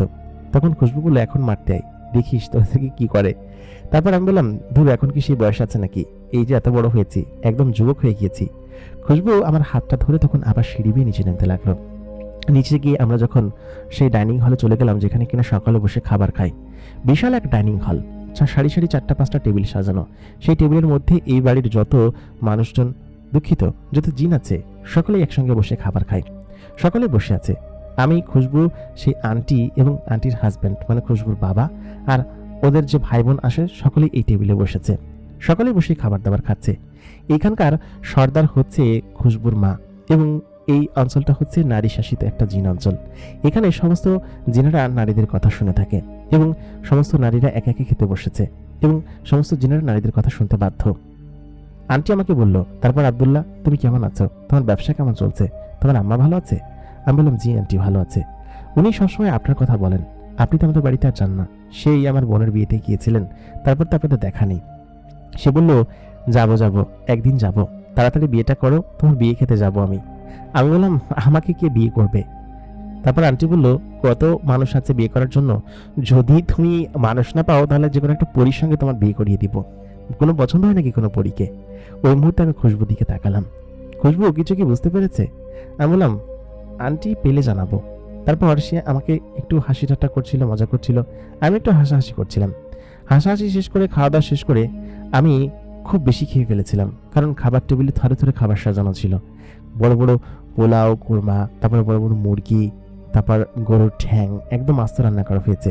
এরকম জিনিস এর আগে আমি কখনো দেখিনি। এরা খুব তৃপ্তি সহকারে সেগুলো ছিঁড়ে ছিঁড়ে খাচ্ছে। আমার কাছে দেখে কেমন যেন লাগছিল। এরা আসলে জাতিগতভাবে অতটা সভ্য না, তবে খাচ্ছিল আর কি। আমি একটু মাংস নিয়ে সেগুলো খেতে শুরু করলাম। খুশবু আমাকে বলছে, কি খাচ্ছ দেখি? তাই বলে সে আমার প্লেটে উঠিয়ে দিল। আমি ওর প্রতি এমনটা রাগ দেখালাম। ও বললো, একদমই রাগ করবে না তুমি, আমরা রাতের বেলা এক জায়গায় ঘুরতে যাবো, ঠিক আছে? আমি বললাম, রাতে? খুশবু বললো, পাগল, আমাদের এখানে তো রাতেই সমস্ত কিছু হয়, আমরা তো দিনের বেলা ঘুমাই। এখন অনুষ্ঠান বলে আশেপাশে জিন দেখতে পাচ্ছ, তা না হলে এই পুরো শহর ঘুমাতো। আমি বললাম, আচ্ছা ঠিক আছে, তাহলে তো দিনের বেলা ঘুমিয়ে আমি ভালোই করেছি, রাতটা তোমাকে একটু ঘুরতে পারবো তোমার সঙ্গে। ও বললো, হ্যাঁ যাও, তুমি এখন বিশ্রাম করো, আমি তোমাকে কিছুক্ষণ পর ডাক দেবো, ঠিক আছে? আমি বললাম, আচ্ছা ঠিক আছে। বিয়ে বাড়ি, আশেপাশে আত্মীয় স্বজন দিয়ে ভরা। আমি আমার কক্ষে চলে গেলাম। কক্ষে গিয়ে বসে আছি। খানিকক্ষণ বাদে নীরবতা ভেঙে হঠাৎ করে খুশবু এসে উপস্থিত হলো। বললো, আমাদের এখানে একটা খেলা আছে, চলো আমরা সকলে মিলে খেলি। আমি বললাম, কি খেলা? এখন কি খেলার বয়স আছে নাকি? ও বললো, চলো তো, এটা খেলতে পারবা তুমি, লুডোর মতো একটা খেলা, তবে জিনিসটা লুডো না। আমি নিয়মটা শিখে নিলাম, শিখে আমি খেলতে শুরু করলাম। আমি তো ওদের থেকে বুদ্ধিমান আছি, সেহেতু আমরা প্রায় 6-7 জন মিলে খেলতে হয়, এটা 6-7 জন মিলে খেলতে শুরু করলাম। লুডোর গুটির মতো চাল দিতে হয়। চাল দেওয়ার পরে এক একটা জায়গায় গিয়ে পড়ে এবং সেই জায়গার কিছু স্কোর আছে বা কোড আছে, সেগুলো পয়েন্টস জমা হলে এক একটা দলে জিতে যায়। আমি এবং খুশবু একই দলে ছিলাম, আর পাশাপাশি অন্যান্য সকলে মোট 4টা টিম ছিল, 8 জন খেলছিলাম। আমি বুদ্ধি করে এই সকলকে হারিয়ে দিয়েছিলাম এবং একটা পর্যায়ে খেলার শেষ প্রান্তে আমরাই বিজয়ী হলাম। খুশবু এত খুশি ছিল যে ও এত উচ্ছ্বাস এবং আনন্দে আচমকা কখন যে আমাকে ঠাস করে জড়িয়ে ধরেছে, আমি নিজেই বুঝে উঠতে পারছিলাম না। আমার গলা তখন একদম শুকিয়ে এসেছিল। ও আমাকে জড়িয়ে ধরে একদম যেন আনন্দ উল্লাসে যেরকমটা করে, হঠাৎ করে ও যখন টের পেলে যে ও আমাকে জড়িয়ে ধরেছে, আমি নিজেও লজ্জা পেলাম, ও নিজেও লজ্জা পেল। লজ্জা পেয়ে ও চুপ হয়ে গেল। তখন ও অন্যান্য সকলে তখন ইয়ে করছে, বসে আছে, ওরা হেরে গিয়েছে। তখন সকলে আমাকে বলল যে আব্দুল্লাহ অনেক বুদ্ধিমান, এই বুদ্ধির জন্যই খুশবু তুই জিতেছিস, তা না হলে এতদিন তুই জিততে পারিসনি আর আজকে হঠাৎ করে জিতে গেলি। আমি বললাম তোমরা প্রতিনিয়ত খেলো? খুশবু তখন বললো হ্যাঁ, আমরা ভাই বোন কাজিনরা এক জায়গা হলে আমরা তখন খেলি এই গেমটা। আজকে অনেকদিন পরে খেললাম এবং আমি আজ পর্যন্ত জিততে পারিনি কারোর সঙ্গে খেলে, তোমার জন্য জিততে পেরেছি আব্দুল্লাহ, চলো আমরা আজকে বাইরে যাই। ও যেন আমার এই লজ্জা জিনিসটা কাটাতে চাচ্ছিল। ও তখন ওইখান থেকে বেরিয়ে আসলো। বাড়ি ভর্তি জিন, কয়েকদিন পরেই বিয়ে। জিনেদের বিয়ের একটা আলাদা আমেজ আছে। সকল জিনেরা আগে থেকে উপস্থিত হয় এবং 7 দিন ধরে বাড়িতেই অবস্থান করে। যেদিন বিয়ে হবে সেদিন বরযাত্রী আসবে, এসে এখানে বিয়ে হবে এবং নিয়ে যাবে। এরকম বিয়ে এর আগে আমি কখনো দেখি নাই। রাতের বেলা খুশবু তখন একটা ঘোড়া ডাকালো। ওইটা খুশবুরই ঘোড়া। ও ওই ঘোড়ায় চড়ে আশপাশে সব জায়গায় ঘুরে বেড়ায়। ডানাওয়ালা ঘোড়া এই জীবনের প্রথম আমি দেখলাম। আমি দেখে বললাম খুশবু এটা? ও বললো ওঠো, উঠে আসো, তুমি তো একা চালাতে পারবে না, আর তাছাড়া এই ঘোড়ার উপর তুমি একা চড়লে ও তোমাকে ফেলে দিবে, এটা আমাদের ট্রেন করা ঘোড়া। তাই বলে ও আমাকে ঘোড়ার উপর চড়তে বসলো। আমি তো উঠতে পারি না। ও আমার হাত ধরে সোজা এক হ্যাঁচকা টান মারলো। টান মারার সঙ্গে সঙ্গে আমি একদম ঘোড়ার পিঠের উপর গিয়ে বসলাম। ও আমাকে বললো আমার কাঁধ ধরে বসো, উড়ন্ত অবস্থায় তুমি পড়ে যেতে পারো। আমি সেই প্রথমবারের মতো খুশবুর কাঁধ স্পর্শ করলাম। সে কি নরম কাঁধ! আমি সত্যি যেন অন্য জগতে হারিয়ে যাচ্ছিলাম। ঘোড়াটা ডানা মেলতে শুরু করলো। একটু একটু করে সে মাটি থেকে উড্ডয়ন করলো এবং সেই মহলগুলো ছোট হয়ে যাচ্ছিল। মহলের উপর দিয়ে আসমানে যখন ভেসে উঠলাম, আসমানে কোটি কোটি তারা, অজস্র তারা। আকাশে কোনো চাঁদ নেই, শুধুমাত্র তারার মেলা। এত সুন্দর আকাশ এর আগে আমি জীবনে কোনোদিন দেখিনি, বা এত উপর থেকে কখনো দেখিনি। খুশবু আমাকে তখন বলল কোথায় যাবে বলো? আমি বললাম আমি কি জানি, তুমি না আমাকে কোথাও যেন নিয়ে যাবে একটা। ও বলল তাহলে চলো, তোমাকে যেখানে নিয়ে যেতে চাচ্ছি সেখানে নিয়ে যাব। তারপর ও আমাকে সেই আকাশের ওপর দিয়ে মেঘের ভাঁজে ভাঁজের মধ্যে দিয়ে উড়ন্ত অবস্থায় নিয়ে যেতে লাগলো। নিচে গ্রামের ঘরগুলোতে ছোট ছোট আলো জ্বলছে, আর জিনেরা রাতের বেলা স্পষ্ট দেখতে পায়। তবুও এরা আলো জ্বালায় শুধুমাত্র ওদের বকরি এবং অন্যান্য সমস্ত জিনিস পাহারা দেওয়ার জন্য। ওদের এখানে আলোর সরঞ্জাম খুবই কম, তবুও আলো জ্বালায় শুধুমাত্র সৌন্দর্যের জন্য। ও আমাকে উড়ন্ত অবস্থায় নিয়ে আসলো একটা সম্পূর্ণ অন্ধকার উপত্যকায়। আমি কিছু চোখে দেখতে পাচ্ছিলাম না। খুশবু তখন বলল যে এই জায়গাটা আমার খুব প্রিয় একটা জায়গা, আমি রাতের বেলা প্রায়ই এখানে আসি। এটাকে আমাদের এখানে ফসফস বাগান বলে। আমি বললাম ফসফস বাগান আবার কেমন বাগান? ও বললো তুমি দেখো, এখানে আসো, আসার পর তুমি বুঝতে পারবে। আমি যখন ঘোড়া থেকে নিচে নামলাম, যে জায়গাটায় লাফ দিয়ে নামলাম সেই জায়গাটা আচমকা চাপ লেগে ঘাসের মধ্যে আলো যেতে শুরু করলো। ও বললো ইটের বাগানের বিশেষত্ব হচ্ছে এটাই, দাঁড়াও আমি তোমাকে দেখাচ্ছি। ও তখন পাশে থাকা বড় বড় দুটো কচু গাছের মতো গাছের উপর থাবা দেওয়ার সঙ্গে সঙ্গে সেই গাছটা আচমকা জ্বলে উঠল। শুধুমাত্র যে অঞ্চলটুকুতে আঘাত লেগেছে সেই অঞ্চলটুকুতেই আলো জ্বলে উঠেছে এবং ওই অঞ্চলটুকুই যেন একদম দেখতে রং বেরঙের মতো লাগছিল। এত সুন্দর পরিবেশ, এত সুন্দর খেলা আমি এর আগে কখনো দেখিনি। আমি যেখানে হাত দিচ্ছিলাম সেইখানেরটাই একদম জ্বলে উঠছিল। দেখতে দেখতে খুশবু ঝড়ের গতিতে পুরো বাগানের সমস্ত আলোগুলো জ্বালিয়ে দিল এবং আলো বেশিক্ষণ থাকে না। যেখানে টাচ করা হয় 2-3 মিনিট থেকে আস্তে আস্তে আলোগুলো নিভতে থাকে। ও বলল এগুলো এক ধরনের বিশেষ গাছ এবং এই গাছগুলো শুধুমাত্র এই বাগানের মধ্যেই আছে, এই জন্যই তো তোমাকে আমি এখানে নিয়ে এসেছি, দেখো সুন্দর না? তারপর ও পানির মধ্যে একটা ঢিল ছুড়ল। পানির ভেতরটা একদম যেন আলোকিত হয়ে উঠল। ভেতরে যে মাছগুলো ওইখানে সাঁতার কাটছিল সেই মাছগুলো যেন আলোর মতো হঠাৎ করে উড়ন্ত অবস্থায় ওই উপর দিয়ে একটা ব্যাঙ উড়ে আসলো। ব্যাঙের ওইখানে এরকম এক ধরনের ঘূর্ণায়মান জিনিস আছে। ও ওই ডানা দিয়ে উড়ন্ত অবস্থায় উড়ে আবার পানির ভিতরে পড়ে গেল। আমার দেখতে এত মজা লাগছিল। আমি বললাম সত্যি খুশবু, আমি এরকম জিনিস এর আগে জীবনে কোনোদিন দেখিনি, আমার কাছে খুব ভালো লাগছে। খুশবু বলল আরো কত কি দেখবে, এই বাগানটা আমার কাছে খুব প্রিয়। ও তখন একটা গাছের ফল ছিল। ফলটা যখন আমি খাচ্ছিলাম আমার মুখের মধ্যেও যেন আলো জ্বলছিল, কারণ ওই ফলটার মধ্যে বিশেষ এক ধরনের ক্ষমতা আছে, ইউরেনিয়াম বাতির মতো। সোডিয়াম বাতি যেরকম জ্বলে ঠিক সেরকম জ্বলছিল। ও তখন বলল যে দেখো তোমার গাল ভরে আলো জ্বলছে, যেখানে যেখানে এই গাছের ফলের রস লেগেছে সেখানে আলো জ্বলে আছে। ও আমাকে নিয়ে দৌড়াতে লাগলো এবং আমি ওর পেছন পেছন দৌড়াচ্ছিলাম। এরকম সুন্দর অনুভূতি আমি আমার জীবনে কোনোদিন পাইনি। আমি এখানে আসার পর এই ছিল হচ্ছে সব থেকে সুখের অনুভূতি। ওইখানে খানিকক্ষণ বাদে আমরা দুজন হাঁপিয়ে একটি বেঞ্চের উপর বসে পড়লাম। বলল যে জায়গাটা খুব সুন্দর লাগছে না, দেখো আমরা যেদিক দিয়ে দৌড়ে এসেছি সেই সব জায়গার ঘাসে আলো জ্বলছে। আমি বললাম হ্যাঁ খুব সুন্দর। খুশবু এবং আমি সেখানে অনেক রাত পর্যন্ত বসে রইলাম। ও আমাকে বলল দেখো কি সুন্দর আকাশের ওপর দিয়ে তারা খসে পড়ছে। আমি বললাম তারা খসে পড়লে উইশ করতে হয়, মনে মনে উইশ করো। আমি উইশ করতে লাগলাম। আমি মনে মনে উইশ করছিলাম যেন খুশবু আমাকে ভালোবাসতে শুরু করে, কারণ আমি তো খুশবুকে পছন্দ করতাম ছোটবেলা থেকেই। এখানে আসার পর খুশবুর সঙ্গে যা যা হয়েছে, তাতে করে তার প্রতি আমার মনোযোগ এবং ভালোবাসা যেন আরো খুব দ্রুত গতিতে বেড়ে যাচ্ছিল। খুশবু আমাকে জিজ্ঞেস করলো, কি কি কি বললো বলো তো? আমি বললাম, না না, এগুলো তো বলা যাবে না, নিজের মনের মধ্যেই থাকে। খুশবু তখন আমাকে বলল যে, আমি চাই যে তুমি এখানে সবসময় থাকো, তুমি থাকলে আমি খুব আনন্দে থাকি, তুমি জানো এত আনন্দে আমি কখনো থাকিনি। আমি বললাম যে, তোমার সঙ্গে থাকতে আমারও খুব আনন্দ লাগে, কিন্তু আমাকে তো ফিরে যেতে হবে। এমন দোয়া চাইলে যে আমি নিজের জগতে ফিরে যেতে পারবো না? খুশবু তখন বলল, হ্যাঁ তাই তো, কিন্তু ওই বোকামি এটা বোঝে না যে ওকে আমি পছন্দ করি। তারপর অনেকক্ষণ সেখানে থেকে ও বলল, চলো আমরা ফিরে যাই, একটু পরে সূর্যের আলো ফুটবে। আমি বললাম, রাত পার হয়ে গেল? ও বলল, হ্যাঁ চলো, এখন গিয়ে ঘুমাতে হবে, আমার খুব টায়ার্ড লাগছে। তাই বলে খুশবু আমাকে বলল, তুমি ঘোড়াটা চালাও, আমার খুব টায়ার্ড লাগছে। আমি বললাম, কিন্তু? ও বলল, না তুমি উঠো। তাই বলে ও আমাকে সামনে বসিয়ে দিল। তারপর ঘোড়ার উপরে বসিয়ে ও নিচে পিছিয়ে বসলো, পিছিয়ে বসে আমার কাঁধ ধরে বসে আছে। আমি ঘোড়াটার উপরে বসে ঘোড়া চালাতে শুরু করলাম। ঘোড়া চলতে শুরু করলো। ঘোড়া অটোমেটিক্যালি নিজের দেশে ফিরে যাবে, যেখান থেকে এসেছে সেখানে। খানিকক্ষণ উঠতেই আমি দেখলাম খুশবু আমার গায়ের সঙ্গে ঢেলান দিয়ে পেছনে শুয়ে পড়লো। আমি বললাম, কি হলো? ও বললো, খুব ক্লান্ত লাগছে, আমি আর বসে থাকতে পারছি না। তাই বলে ও আমাকে পেছন থেকে জড়িয়ে ধরে এমনভাবে শুয়ে রইল। আমি ওর হাতটা ধরে আমার সামনের দিক দিয়ে হাতের সঙ্গে আমার পিঠের সঙ্গে খুব শক্ত করে চেপে ধরে রইলাম, কারণ ও যদি ঘুমন্ত অবস্থায় পড়ে যায়। এক পর্যায়ে ঘোড়াটা উঠতে শুরু করলো। আমার সেই সময় এত আনন্দ লাগছিল, আমি বলে বোঝাতে পারবো না। ঘোড়াটা উঠতে উঠতে হঠাৎ করেই সেই বড় প্রাসাদের সামনের খালি মাঠের উপর পড়লো। আমি ওকে বললাম, খুশবু চলে এসেছি, নামো। ও বললো, না আমি এখন ঘুমাবো, আমি নামতে পারছি না। একটু পরেই সূর্যের আলো ফুটবে। অনেকেই হয়তো ঘুমাতে অবস্থায় অবশ্য চলে গিয়েছে। এরকম অবস্থায় যদি কেউ দেখে ফেলে আমাদেরকে, তাহলে কেলেঙ্কারি হয়ে যাবে। আমি ঘোড়া থেকে খুব কষ্ট করে ওকে নামালাম।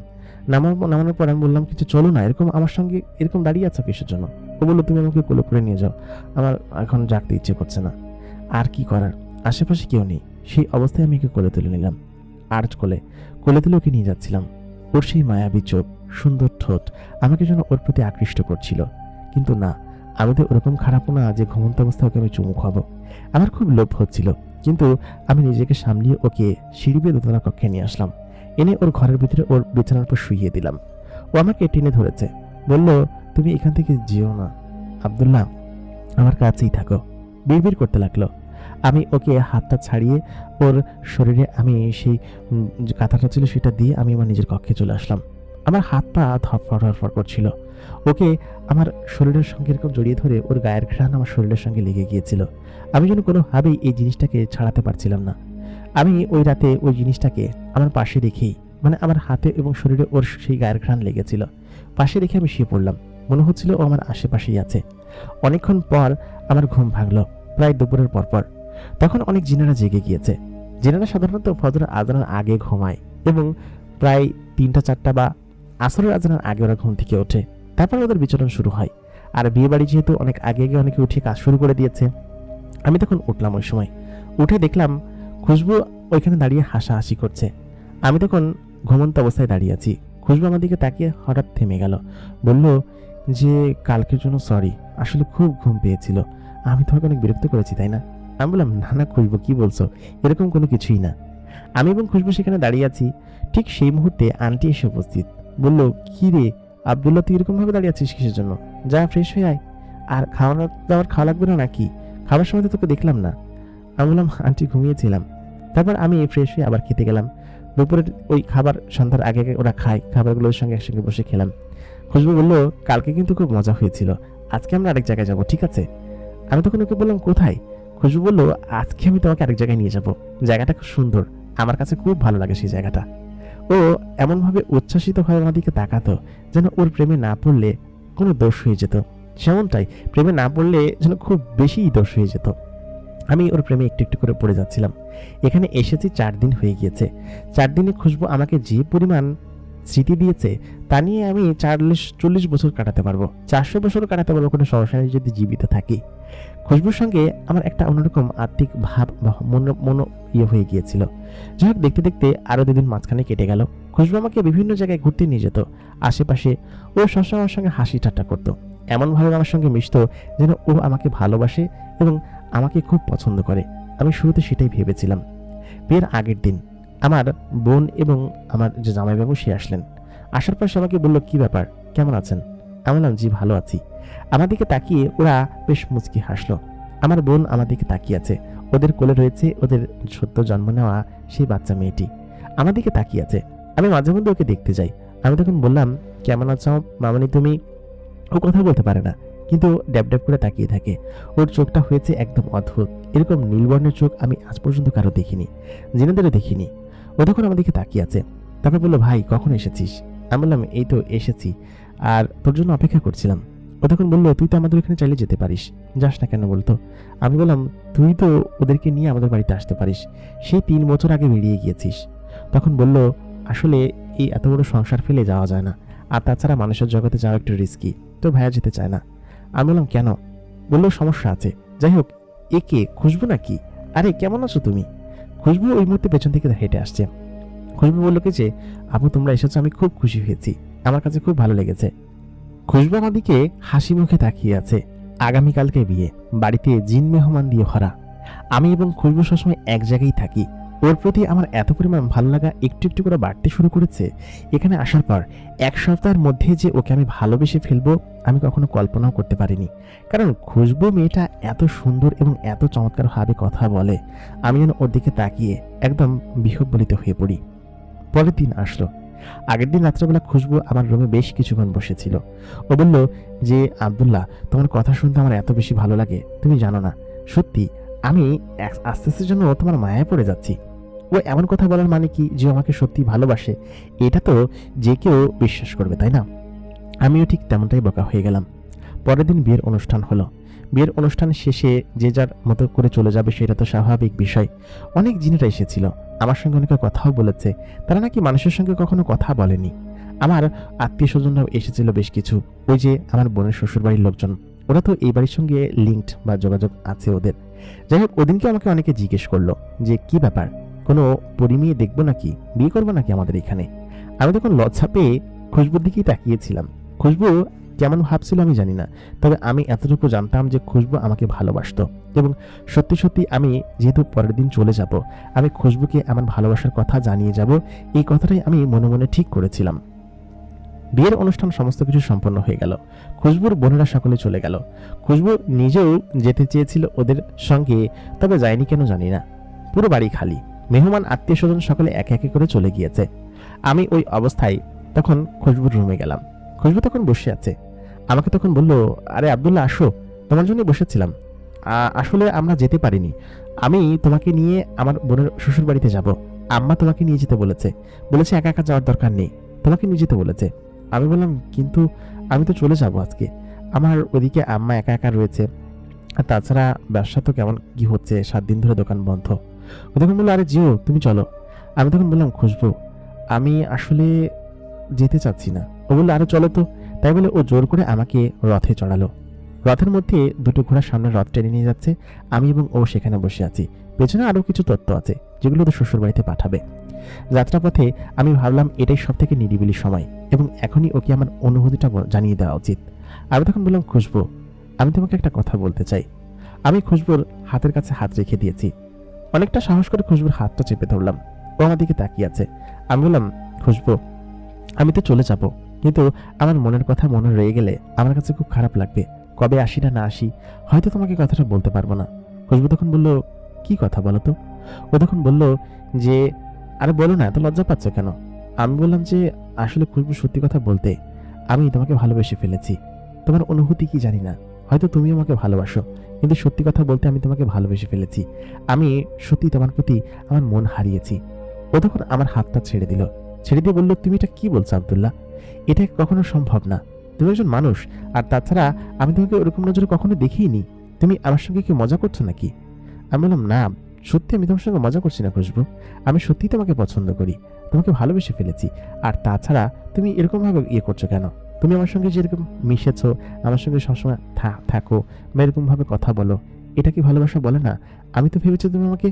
ও তখন আমাকে রাগ দেখাতে লাগলো। ভেবেছো? ভেবেছো আবার কেমন কথা? তুমি কেন ভেবে নিবে? তোমার সঙ্গে ২-৪ হাসি মুখে কথা বলেছি একটু, সেজন্য তুমি ভেবে নিবে যে আমি তোমাকে ভালোবাসতে শুরু করেছি? ছি! তোমার সঙ্গে এই আশা আমার কখনোই ছিল না। তুমি আমার সঙ্গে যে কেন এসেছো এবার আমি বুঝতে পেরেছি। আমি বললাম, খুশবু তুমি আমাকে ভুল বুঝছো। ও বলল, ভুল বোঝাবুঝির কিছু নেই। তোমার সঙ্গে একটু ভালো মতো মিশেছি বলে তুমি মনে করেছো তোমাকে আমি পছন্দ করে ফেলেছি? এটা আমি সত্যি না, এটা কোনোভাবে আমি মেনে নিতে পারছি না। তুমি এখন এখান থেকে নেমে গেলে আমি খুব খুশি হব। এখান থেকে তোমার বাড়ি খুব বেশি দূরে না। আমি তোমাকে নামিয়ে দিয়ে যাচ্ছি। আমি বললাম, থাক, নামিয়ে দিয়ে যেতে হবে না। আমাকে ওইখানে নিয়ে চলো বা আমার বোনের বাড়িতে নামিয়ে দিয়ে যাও। সেখান থেকে আমি চলে যেতে পারবো। খুশবু তখন বলল, আচ্ছা ঠিক আছে। যাত্রা পথেই আমার বোনের বাড়ি পড়ে। সেখানে ও আমাকে মহলের উপরে নামিয়ে দিয়ে সোজা চলে গেল। খুশবুর সেই চেহারা এখন পর্যন্ত আমি ভুলতে পারি না। ও আমার দিকে এমনভাবে তাকিয়েছিল কিসের জন্য? ওর চোখের মধ্যে শুধুমাত্র রাগ এবং আমার প্রতি ঘৃণা দেখছিলাম আমি, আর কোনো কিছু না। আমি আমার বোনের বাড়িতে ওইখানে দাঁড়ানোর পর আমার চোখ মুখ শক্ত হয়ে গিয়েছিল। আমি মুখ দিয়ে কথা বলতে পারছিলাম না। আমার বোন আমাকে দেখে বলল, কিন্তু তোর কি হয়েছে? আমি বললাম, না কিছু হয়নি, আমাকে একটু পানি খাওয়াবি?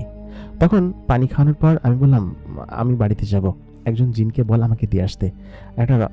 তখন বললো, আচ্ছা তুই এসেছিস ভালো কথা, কিন্তু তোকে এরকম বিধ্বস্ত লাগছে কিসের জন্য?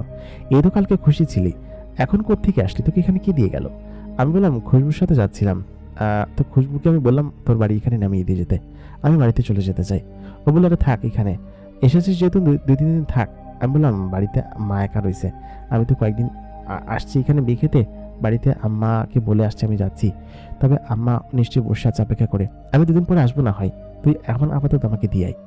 ও অনেকবার আমাকে থামানোর চেষ্টা করলো, তবে আমি তো এখানে থাকবো না।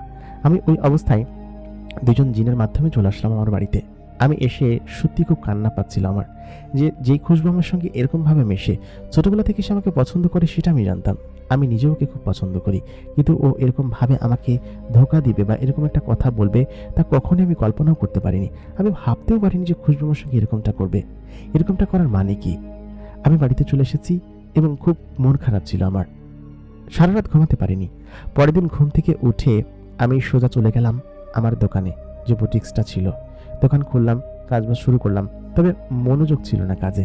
কেমন যেন খারাপ লাগছিল, দিনটা কেমন যেন খুব খারাপ কাটছিল। খুশবুর কথা মনে করে আমার সারা দিন কেটে যেত। ও আমার সঙ্গে এরকমটা না করলেও পারতো, আমার ফিলিংসের সাথে এরকমটা ও খেলতে পারলো। এরকমটা আসলে খুব খারাপ হয়েছে, আমি সত্যি ভাবতে পারিনি। ২ দিন কেটে গেল মাঝখানে। ২ দিন পর আমি দোকান বন্ধ করে বাড়িতে যাব। ঠিক সেই মুহূর্তে আমি দেখলাম আমার যে বাসার গলি আছে সেখানে একটি ঘোড়া দাঁড়িয়ে আছে, সাদা ধবধবে রঙের ঘোড়া। ঘোড়া থেকে আন্টি নামলো, নেমে বলল, কি ব্যাপার আব্দুল্লাহ, তুমি যে ওইখান থেকে চলে আসছো এরকম ভাবে কেন? আমি বললাম, আন্টি এমনি এসেছি, আসলে আম্মা বাড়িতে একা ছিল আর খুশবুকে বলেছিলাম ওই আমাকে এখানে দিয়ে গিয়েছে। আব্দুল্লাহ তখন ও আমাকে বলল কি যে, তুমি এটা ঠিক করোনি আব্দুল্লাহ, তুমি আমাকে না আবার জানিয়ে এরকমভাবে চলে আসলে। তুমি না আমার মেয়ের শ্বশুর বাড়ি গেলে, সেখানে তো আমি তোমাকে পাঠিয়েছিলাম, কিন্তু তুমি এখান থেকে এরকমভাবে চলে আসবে, তুমি নাকি সেখানেও যাও নাই, আমাকে বলল। আমি বললাম যে, হ্যাঁ আন্টি, চলে এসেছি এমনি। তখন আন্টি আমার এরকম মন খারাপময় চেহারা দেখে বলল, আব্দুল্লাহ, তোকে আমি এরকমভাবে কখনোই দেখিনি, তুই এরকম মন খারাপ করে আসিস কিসের জন্য? আমি বললাম, না আন্টি, সেরকম কোনো কিছুই না, এমনিতেই ভালো লাগছে না, শরীরটা খারাপ লাগছে, আর তাছাড়া অনেকদিন আম্মাকে ছাড়া ছিলাম তো। ওই মুহূর্তে তখন আর খুশবুর মা বলল যে, আচ্ছা ঠিক আছে, চল তোর মার সঙ্গে দেখা করে যাই। তারপর আন্টি আমাদের বাড়িতে আসলো। বাড়িতে আসার পর আম্মার সঙ্গে দেখা করলো। আম্মাকে বলল, আপনি কিন্তু গেলেও যেতে পারতেন, বিয়েতে গেলেন না, আপনাকে বলেছিলাম। তখন এই মুহূর্তে সে বলল যে, আসলে কোথাও যেতে ভালো লাগে না, এই জন্য। যাই হোক, ওই রাতে আন্টি বেশ খানিকক্ষণ গল্প করে চলে গেল। আমার মন বেজায় খারাপ ছিল, সত্যি এত মন খারাপ এর আগে আমি কখনো হয়নি। একজনকে ভালোবাসি, এই এক সপ্তাহে তার প্রতি এত পরিমাণ গভীর ভালোবাসা এসেছে যে আমি তা বলে বোঝাতে পারবো না। সত্যি সে আমাকে কি ভালোবাসে না, নাকি খুশবু আমার কাছে কোনো কিছু লুকাচ্ছে, আমি এটা বলতে পারবো না। দেখতে দেখতে মাঝখানে ১০-১৫ দিন সময় কাটলো। এই ১০-১৫ দিনের মধ্যে তাকে আমি এত পরিমাণ মিস করেছি যে আমি তা ভাষায় বর্ণনা করতে পারবো না। মাঝখানে সময় কেটে গেল। হঠাৎ করে একদিন আমার যে বোন আসলো, ওর জামাইবাবু সহ আমাদের বাড়িতে আসলো। আসার পর আমাকে বলছে, তো হ্যাঁ রে, খুশবুর তো বিয়ে ঠিক হয়েছে জানিস? আমি বললাম, কি বলছিস আপা, খুশবুর বিয়ে ঠিক হয়েছে মানে? তখন সে বলল, হ্যাঁ, খুশবুর তো আগেই বিয়ে ঠিক হয়ে গিয়েছে, ওর বড় বোনের জন্যই অপেক্ষা করছিল। আসলে ওদের পরিবারে একটা ভালো জিন ছেলে আছে, ওর সঙ্গেই আন্টি বিয়ে ঠিক করে রেখেছিল।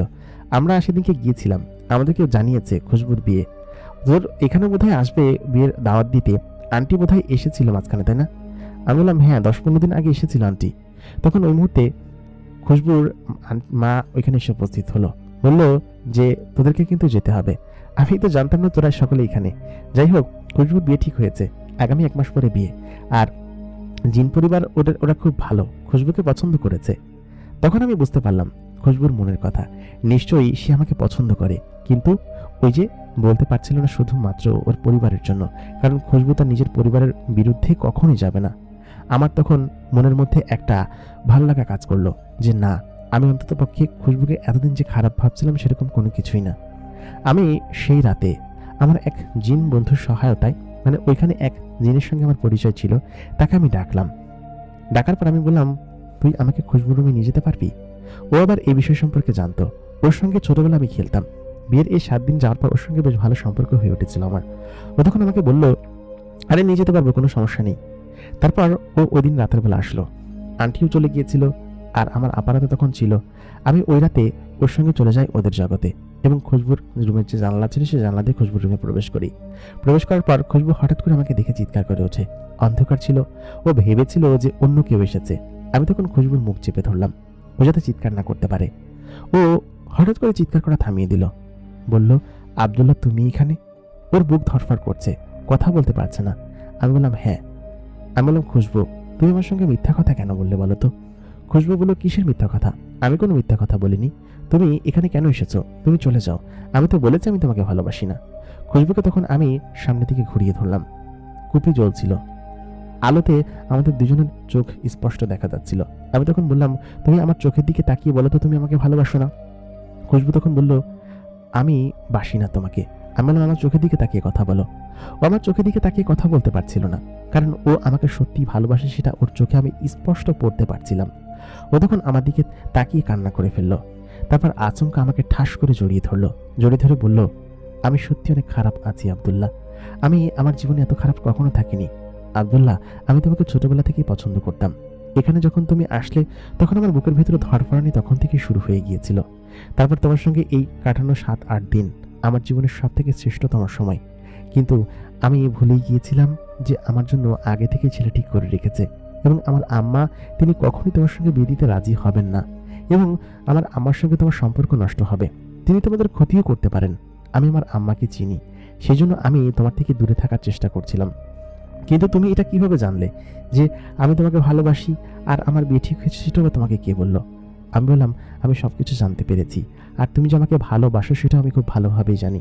এই ভালোবাসার অনুভূতি কখনো মিথ্যে হতে পারে না, কারণ আমি তোমার চোখে আমার জন্য ভালোবাসা দেখেছি। খুশবু আমাকে জড়িয়ে ধরে আছে, আমি ওকে শক্ত করে জড়িয়ে ধরলাম। আমার মনের মধ্যে এত দিন ধরে যে শক্ত পাথরটা জমেছিল সেই পাথরটা সরে গেল। আমি যেন নিজেকে সব থেকে সুখী ব্যক্তি হিসেবে অনুভব করতে লাগলাম। খুশবু আমার দিকে তাকিয়ে আছে, আমি খুশবুর কপালে চুমু খেলাম। ও বলল, তুমি আমাকে এখান থেকে নিয়ে যাও, আমি তোমাকে ছাড়া বাঁচবো না, সত্যি তোমাকে ছাড়া আমি বাঁচতে পারবো না। আমি বললাম, এত ভালোবাসো, এই যে আমাকে যে এতদিন ধরে কষ্ট দিলে? ওই মুহূর্তে খুশবুর বড় বোন এসে উপস্থিত হলো এবং আমাদেরকে ওরকম অবস্থায় দেখে ফেলে বলল কি যে, আমি জানতাম তোদের মধ্যে এরকম কোনো কিছুই চলছে, কিন্তু খুশবু তোর তো বিয়ে ঠিক হয়ে গিয়েছে, আম্মা মানবে না। আমিও তো একজন ছেলেকে ভালোবাসতাম, তার সঙ্গে তো আমার বিয়ে হয়নি, হয়েছে অন্য কারোর সঙ্গে। আম্মা ভালোবাসার সম্পর্ক কখনোই মানবে না, আমি জানি, খুব ভালো মতোই জানি। তখন আমি আপাকে বললাম, আপা আপনি একটু দেখেন, কারণ হচ্ছে এটা যদি হয় তাহলে খুশবু বাঁচবে না, আমি নিজেও হয়তো বাঁচতে পারবো না, কারণ এখন তো আমরা জেনে গিয়েছি যে আমরা এখন ওকে ভালোবাসি। ওই মুহূর্তে খুশবুর বড় বোন বলল, আচ্ছা ঠিক আছে, দেখি কি করা যায়, আমি একটু সময় দিই আমাদেরকে, আমি দেখছি। ওই দিন রাতে আমি খুশবুর সঙ্গেই ওইখানে বেশ খানিক্ষণ বসে রইলাম। তারপর খুশবু আমাকে নিজে আমার বাড়ি পর্যন্ত নামিয়ে দিয়ে গেল, বলল, আমি খুব শীঘ্রই আমাদের বিয়ের কথা আমার মাকে বলবো। মা কি বলবে জানি না, তবে সত্যি কথা বলতে আমি তোমাকে ছাড়া সত্যিই থাকতে পারবো না আব্দুল্লাহ। এটা আমার জীবনের সব থেকে অনেক কড়া অনুভূতি, অনেক অনুভূতির আসলে অনেক রকমের অনুভূতি থাকে, আমি এই অনুভূতিকে কখনোই দমাতে পারবো না। আমি সত্যি তোমাকে অনেক বেশি ভালোবাসি এবং তোমাকে ভালোবেসে আমি আজীবন তোমার সঙ্গে থেকে যেতে পারবো। তুমি দয়া করে আমাকে এরকম ভাবে হারিয়ে যেতে দিও না। আমি তখন ওকে জড়িয়ে ধরে বললাম, আমি কখনোই তোমাকে এরকম ভাবে হারিয়ে যেতে দিব না, আমি তোমাকে আমার জীবনের চাইতেও অনেক বেশি ভালোবাসবো। আব্দুল্লাহ আল জুবায়ের, ডাকনাম জুবায়ের, কিন্তু ভালো নাম আব্দুল্লাহ। সকলেই ডাকনাম আব্দুল্লাহ বলে ডাকে, তবে তার মা শুধু তাকে জুবায়ের বলে ডাকে। সেই মুহূর্তে তার মা তাকে ডেকে উঠল, জোবায়ের, তুই কোথায় কোথায় ছিলি এতদিন? তোকে যে খুঁজে পাওয়া যায় না, দোকানে ঠিকঠাক মতো বসছিস না। সেই মুহূর্তে আমি আম্মার কাছে গিয়ে বললাম, আম্মা, একটু ব্যস্ত ছিলাম, বোনের বাড়িতে গিয়েছিলাম, আর ওই যে আন্টি আছে না, আন্টিদের বাড়িতে ছিলাম এতদিন। তুমি তো জানোই আন্টি আমাকে কত বেশি ভালোবাসে। তখন আমার মা বলল, ঠিক আছে, কিন্তু সেখানে গিয়ে আমাকে ভুলে গেলে কি চলবে? আমি যেখানে একা আছি সে বিষয়ে কি তোর কোনো খেয়াল আছে? আমি বললাম, আচ্ছা মা, ঠিক আছে, ভুল হয়ে গিয়েছে। আমি সকালবেলা ঘর থেকে বেরিয়ে সোজা দোকানে চলে গেলাম। দোকান বেশ কিছুদিন বন্ধ ছিল। মা নিজে দোকানে বসতেন না, অবশ্য তিনি ঘরে এই সমস্ত কাজ করে। তবে আমি এখানে আসার পর থেকেই দোকানটা আবার নতুন করে চালু করতে হবে, সেই উদ্দেশ্যেই গতকাল থেকেই দোকানে বসা শুরু করেছি। আমার মনটা বেশ ভালো ছিল, কারণ খুশবু আমাকে তার ভালোবাসার কথা জানিয়েছে। আমি ওই মুহূর্তে আবার আমার দোকানে আসি, এসে দোকান চালাতে শুরু করি। বেশ কিছু পেন্ডিং অর্ডার ছিল, তারা একে একে এসে ফিরে গিয়েছে এবং অনেকে অনেক ধরনের উল্টোপাল্টা কথাও বলেছে। আমাকে এসে কয়েকজনের কথা শুনতে হলো। আমি বললাম, ভাই একটু অপেক্ষা করুন, আমি সন্ধ্যার মধ্যে সমস্ত কিছু দেওয়ার ব্যবস্থা করছি। যে পরিমাণ কাজ আছে তা এই বুটিক থেকে সন্ধ্যা পর্যন্ত করে আমি শেষ করতে পারবো না। আমি টেনশনে পড়ে গেলাম। দুপুরবেলা জোহরের নামাজ পড়ে এসে সবেমাত্র কাজ করতে বসেছি, তখন শরীরটা ঝিমানি দিতে শুরু করলো। মনে হচ্ছিল যেন খুশবু আমার আশেপাশে কোথাও একটা আছে। তার গায়ের ঘ্রাণটা আমি পাচ্ছিলাম। সেই ঘ্রাণের কাবু হয়ে আমি ঘুমাতে চলে যাব এরকম একটা মনোভাব আমার মনের মধ্যে সৃষ্টি হলো। ঠিক সেই মুহূর্তে পেছন থেকে একজন এসে আমার চোখ চেপে ধরল। আমি বললাম, কে?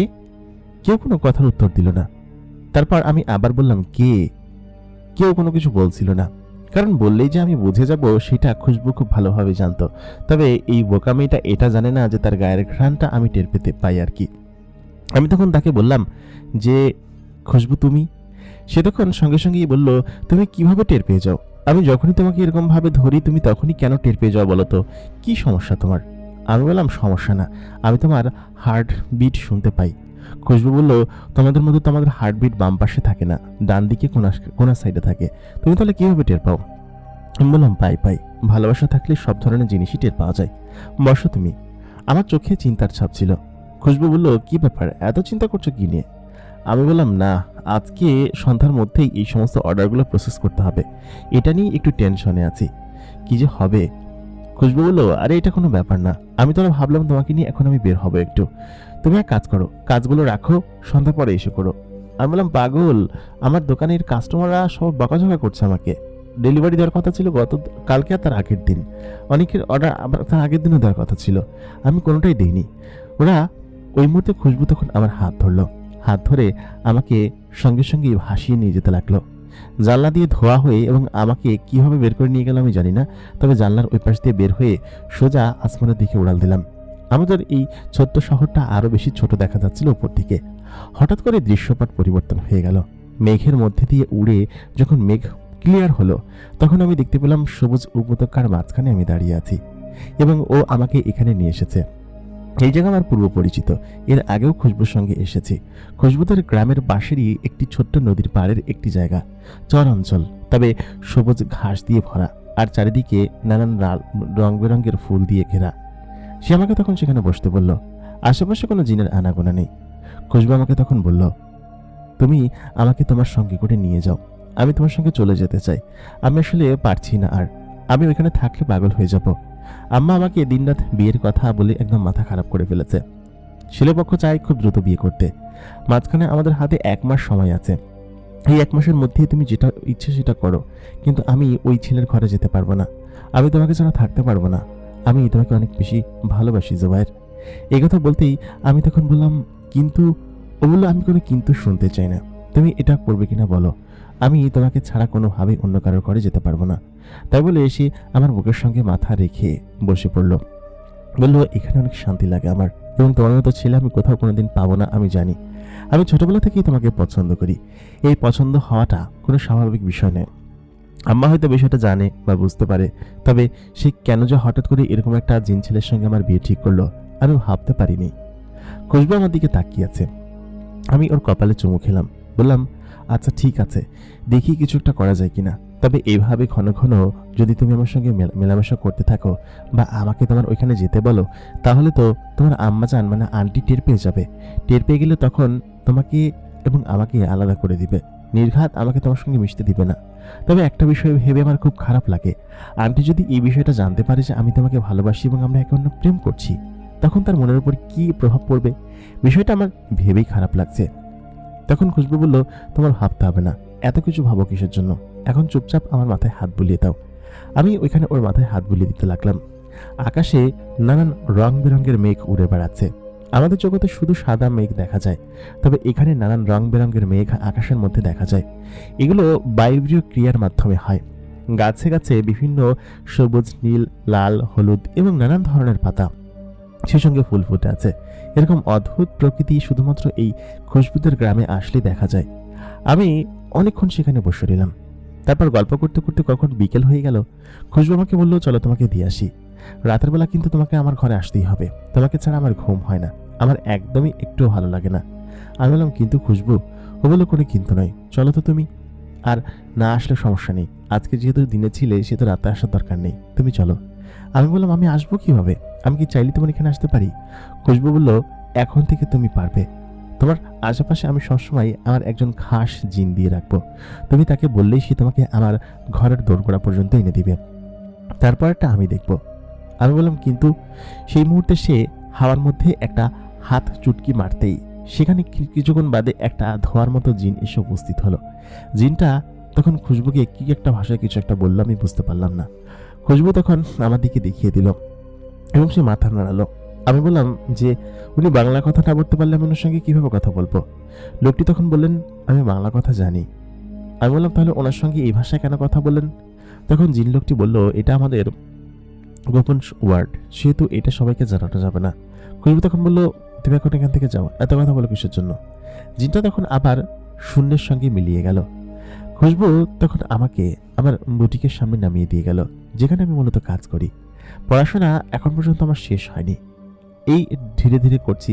দিনের বেলা ক্লাস করি, আম্মা দোকানে বসে, তবে আম্মা একটু অসুস্থ থাকার কারণে আমাকেই বসতে হচ্ছে।